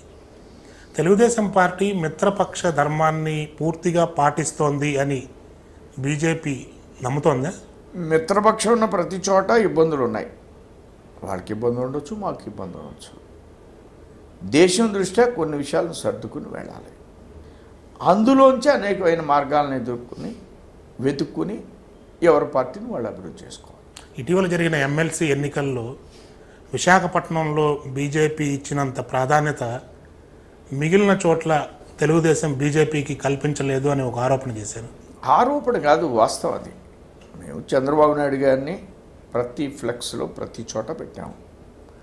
వాళ్ళు మోడీ గారి ఫోటో పెడితే వాళ్ళు కూడా ఆ జిల్లాల్లో బీజేపీని ఆ విధంగా వినియోగించుకుంటే డెఫినెట్గా అక్కడ కూడా విజయం సాధించడానికి అవకాశాలు ఎక్కువ ఉండేవి అనేది నా అభిప్రాయం. అది ఇప్పుడు కూడా మీ దగ్గర స్పష్టం చేస్తాం. అలాగే బీజేపీకి సంబంధించినటువంటి ఒక కార్యకర్త అరెస్టు విషయంలో కూడా వీర్రాజు గారికి ప్రభుత్వం మీద కోపం వచ్చినట్లు. కోపం ఎందుకు? మా మిత్రపక్షం కదా. అరెస్ట్ చేస్తే హోంమంత్రి గారితో మాట్లాడాం, బెయిల్ తెప్పించుకున్నాను. వెంటనే వారితో మాట్లాడి తాత్కాలికంగా అది సర్దుబాటు చేసుకున్నాం. ఏం జరిగింది సార్ అసలు? చిన్న డిస్టర్బెన్సు ఆ జిల్లాల్లో, దాని మీద అక్కడున్న పోలీస్ యంత్రాంగం కంప్లైంట్ పెట్టడం, అరెస్ట్ చేయడం ఇవన్నీ జరిగిందని తెలిసింది. నేను వెంటనే హోంమంత్రి గారితో మాట్లాడాను. ఆయన రెస్పాండ్ అయ్యి దాని నుంచి రిలీజ్ చేయడం జరిగింది. తర్వాత కేసు పెట్టారు, కేసు కంటిన్యూ అవుతుంది. ప్రభుత్వం తీసుకుంటున్న పాలసీల్లో ఇసుక కావచ్చు, అలాగే సిమెంట్కు సంబంధించినటువంటి ధరల తగ్గింపు విషయంలో కావచ్చు, మద్యం సిండికేట్లు, వీటిల్లో లోపాలు ఉన్నాయి, సరి చేసుకోండి అని పదే పదే సోము వీర్రాజు గారు తెలుపుతూ ఉంటారు. ఏంటి అది? బాధ్యత. దాంట్లో అంటే ఇవన్నీ ప్రభుత్వానికి తెలియకుండానే జరిగిపోతుంటాయి అంటారు. ప్రభుత్వానికి తెలుసా తెలియక అనేది కాదు, మన దృష్టికి వచ్చిన ప్రతి అంశాన్ని మనం ప్రస్తావించాలి. ప్రజల యొక్క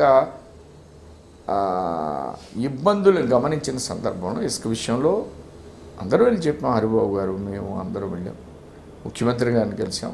చాలా ఇసుక బ్లాక్ మార్కెట్ జరుగుతుంది, ఎక్కువ రేటు ఉంది అంటే ఫ్రీ చేశారు. ఫ్రీ చేసిన ఇబ్బందులు, కొంతమంది ఇసుకను దోచుకునేటువంటి పరిస్థితి ఉంది. మరలా చెప్పడానికి ప్రయత్నం చేస్తున్నాం.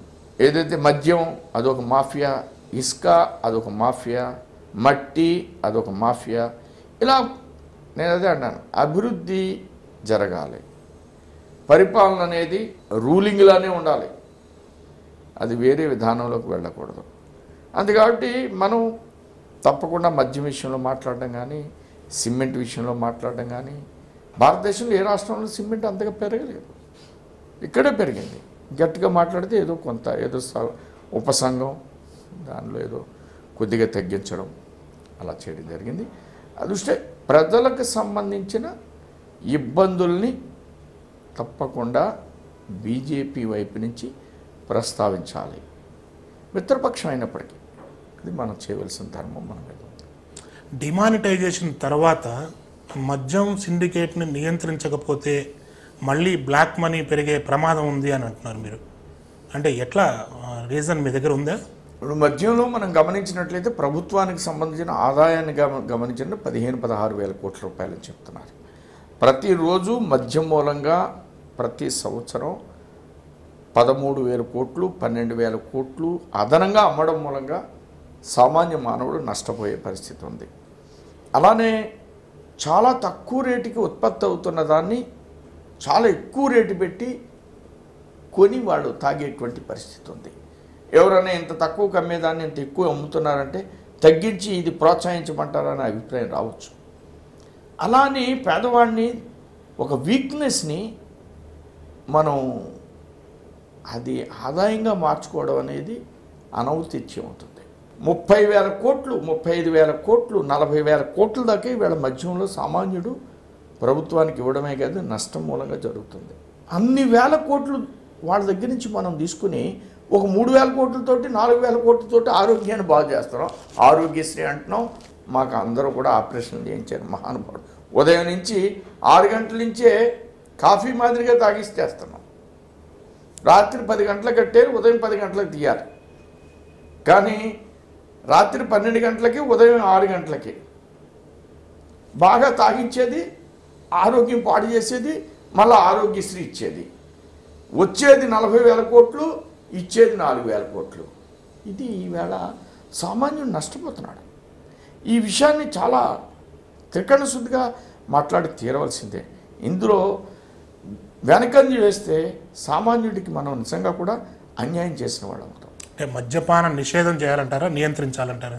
పాలసీ ఇప్పుడు ఒకేసారి ముందు బెల్ట్ షాపులు అన్నాం. బెల్ట్ షాపులు విచ్చలవిడిగా ఉన్నాయి. బెల్ట్ షాపులే కదా ఇంటికి కూడా తీసుకెళ్ళి సప్లై చేసే పరిస్థితి వచ్చింది. కొంతమంది ఎమ్మెల్యేలు అదే చెప్తున్నారు, ఫోన్ చేస్తే డెలివరీ ఇచ్చేటట్టుగా ఉంటే ఈ కొట్లాటలు ఇవన్నీ ఏమి ఉండవు. ఏది ఇవ్వాలో అది ఇవ్వాలి. మంచినీళ్ళు ఇవ్వండి, ఫోన్ చేయకుండా మంచినీళ్ళు ఇవ్వాలి, విద్యుత్ శక్తి ఇవ్వాలి, ఉరుక్కాలు నీట్గా ఉండేటట్లుగా చూడాలి, రోజు స్వీపర్ వచ్చి తుడవాలి. ఇవి చేయమనండి ఎమ్మెల్యేని.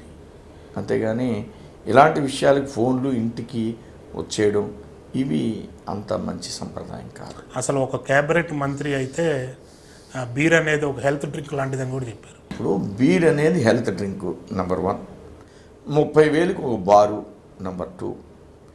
ఇలాంటి విషయాన్ని మనం ఒక కోణం నుంచి కానీ గమనించినట్లయితే మద్యం అనేది ఒక ఆదాయ వనరులుగా ప్రభుత్వ పాలకుల యొక్క మనసులో ఉందా అనేటువంటి డౌట్స్ రావడం మూలంగా ఈవేళ మహిళలు ఉద్యమం చేసే పరిస్థితి వచ్చింది.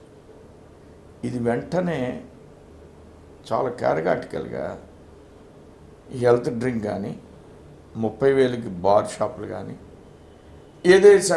ఏదైతే మనకి సుప్రీంకోర్టు ఇచ్చిందో దాని డీవియేషన్లు కానీ ఇవి ప్రభుత్వం మానుకోవాలి. మద్యం కాదు ఆదాయం. ఆంధ్ర రాష్ట్రంలో ఆదాయాన్ని తీసుకురావడానికి అనేక మార్గాలు ఉన్నాయి. ఇప్పుడు తూర్పుగోదావరి జిల్లాలో ఒక లాటరైట్ మైన్ ఉంది. ఆ లాటరైట్ మైన్ తవ్వి రైల్వేలో దాన్ని పంపిస్తున్నారు. 100 కోట్లు రైల్వే కట్టారు. 5 కోట్లు రాష్ట్ర ప్రభుత్వానికి ఆదాయం రాలేదు. 100 కోట్లు ట్రావెలింగ్ కట్టారు. 5 కోట్లు రాష్ట్ర ప్రభుత్వానికి ఆదాయం రాలేదు. ఇలాంటి మైన్స్ అండ్ మినరల్స్ని రాష్ట్ర ప్రభుత్వం పెద్ద ఎత్తున వినియోగించుకోవాలి. మంచి మంత్రి అయితే, దొరబిడ్డ అయితే వీటి మీద ఆలోచన చేయాలి. ఆదాయాన్ని దీంతో కాంపన్సేట్ చేయాలి.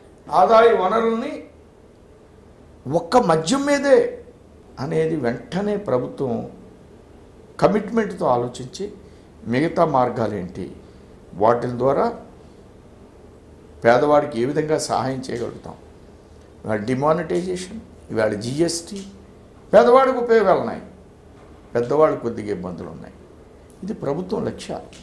ఎంత వ్యత్యాసం ఉందో చూడండి. పరిపాలన అంటే నేను చెప్పింది ఇదే.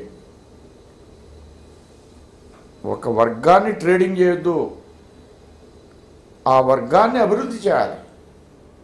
జిఎస్టీలో వచ్చిన నిధులు పేదవాడి అభివృద్ధి కోసం వినియోగించాలి. పేదవాడి నిధులతో ఏం చేయాలనుకుంటున్నాం? వేరియేషన్ మనం కానీ గమనించినప్పుడు త్రికరణ శుద్ధిగా మద్యం విషయంలో స్పష్టంగా మాట్లాడి తీరవలసింది. ఆదాయ వనరులు పెంచుకునేటువంటి మార్గాన్ని వేయవలసిందే. ఎంతోమంది కన్సల్టెన్సీ వచ్చారు. ఆ కన్సల్టెన్సీని ఆదాయాన్ని పెంచే కన్సల్టెన్సీని వేస్తే మంచిదని నా అభిప్రాయం. దేని మూలంగా ఆంధ్ర రాష్ట్ర ఆదాయం పెరుగుద్ది, దాన్ని సరిచేయాలనేది నా యొక్క ఆవేదన, ఆందోళన. వీర్రాజు గారు, ఈ మధ్యకాలంలో ఒక పెద్ద హాట్ టాపిక్ విశాఖ భూ కుంభకోణం. దాని మీద మీరు కూడా సిబిఐ విచారణ జరిపించాలి, ఇందులో కాంగ్రెస్ తెలుగుదేశం పార్టీల నేతలు ఉన్నారని కూడా అనిపించారు. ఈ భూ కుంభకోణాలు అనేవి రాజకీయ వ్యవస్థ సరైనటువంటి నిర్ణయాలు లేని మూలంగా ఈ కుంభకోణంలో గత ప్రభుత్వంలో ఉన్న రెవెన్యూ మంత్రి కొడుక్కి ఇచ్చారని, దీనిలో ఒక పత్రికా అధిపతికి కూడా ఇచ్చారని ఒక పత్రిక ఏమో ఫలానా అబ్బాయికి ఇచ్చారని ఒకటి. అసలు ఇవి ఎక్కడి నుంచి వస్తున్నాయి? ఈ రాజకీయ పార్టీలో ఉన్న వ్యక్తులు ఎవరు? ఈ కుంభకోణాల్లో గత పార్టీలో ఉన్నారు, గత ప్రభుత్వంలో ఉన్నారు. వాళ్ళే మళ్ళీ ఇంకో ప్రభుత్వంలోకి వచ్చేస్తారు, అధికారంలో ఉన్న ప్రభుత్వంలోకి. అది కంటిన్యూ చేస్తూ ఉంటారు. మళ్ళీ ఇంకో పార్టీ ఏదైనా పచ్చగా ఉంటే అక్కడికి వెళ్ళిపోతారు. మొబైల్ పవర్ జనరేషన్ అంటారు. ఎక్కడ పవర్ ఉంటే అక్కడ మొబైల్లోకి వెళ్ళిపోవడం నడుచుకుంటారు. ఎవరిని ఉద్దేశించి అంటున్నారు ఈ మాటలు? ఎవరిని ఉద్దేశం కాదు, రాజకీయ వ్యవస్థలో ఉన్న పోకడను ఉద్దేశించి. అంటే విశాఖపట్నంలో ఒక పార్టీలో అధికారంలో ఉండి మళ్ళీ ఇంకో పార్టీలోకి అధికారంలోకి వచ్చి మళ్ళీ ఇంకో పార్టీలోకి అధికారంలోకి వెళ్ళిన ఏకైక మంత్రి గంటా శ్రీనివాసరావు గారు. నేను ఎవరిని గంటా శ్రీనివాసరావు గారిని చేర్చుకున్న వాళ్ళ గురించి ఎక్కడి నుంచి వచ్చారు, ఎక్కడికి వెళ్ళారు, ఎక్కడికి వెళ్తున్నారు, రేపు ఎక్కడికి వెళ్తారు, దీని మీద నిఘా అంచనా రాజకీయ వ్యవస్థకు ఉండాలి. నిఘా అంచనా రాజకీయ వ్యవస్థకు ఉండాలి. అంతే తప్ప రాజకీయమే అధికారమే లక్ష్యం అనుకుంటే ఇలాంటి వ్యక్తులు మీరు ఆపలేరు. ప్రతి వాళ్ళు నిర్గాంతపోయి ప్రతిపాదించేవాడు కూడా చూస్తూ కూర్చోవడం. ఎందుకు జరుగుతున్నాయి ఇవి, ఈ లోపాలు ఎందుకు వస్తున్నాయి, దీని మీద చర్చ జరగాలి. ఇవాళ ప్రతిపక్షంలో ఉండి విమర్శించడం కాదు, ఇదే రూలింగ్ పార్టీ ప్రతిపక్షంలో ఉండి విమర్శ చేయడం కాదు, త్రికరణ శుద్ధి కావాలి. ఇలాంటి పునరావృతం కాకూడదు. అందుకని అంటున్నాను, రాజకీయం అంటే రూలింగే నాట్ ట్రేడింగ్ అని. ఇది పెద్ద స్లోగన్గా మారాలి. మారి ప్రజారంజకంలో దీని మీద ఇలాంటి వాటి మీద ఉద్యమాలు రావాలి. రాజకీయ వ్యవస్థ అప్పుడు ముందుకు వెళ్తుంది, సరిగ్గా ఆలోచించే పరిస్థితి వస్తుంది. అది నా అభిప్రాయం. మంత్రి గంటా గారి ప్రమేయం ఉందంటారా లేదంటారా? నేను ఎవరి ప్రమేయం అనేది నేను చెప్పను, వ్యక్తుల గురించి మాట్లాడను. రాజకీయం యొక్క సిస్టమ్స్, పోకడలు, ఆలోచనలు మార్చుకోవాలని నేను చెప్తాను. వ్యక్తులు కాదు ఇక్కడ ప్రధానం. ఒక వ్యవస్థను నడిపే వాళ్ళ యొక్క మనస్తత్వం చాలా స్ట్రాంగ్గా ఉండాలని నేను కోరుకుంటున్నాను. సో ప్రభుత్వం సిట్టు వేసింది, అక్కడ మీరెందుకు సిబిఐ విచారణకు డిమాండ్ చేస్తున్నారు? మా ప్రతిపక్ష నాయకుడు చెప్పారు. చూద్దాం. మీరు ఉన్నది అధికార పక్షంలో కదా, అవును. ప్రతిపక్ష నాయకుడితో మీకేం పని? మా ఫ్లోర్ లీడర్.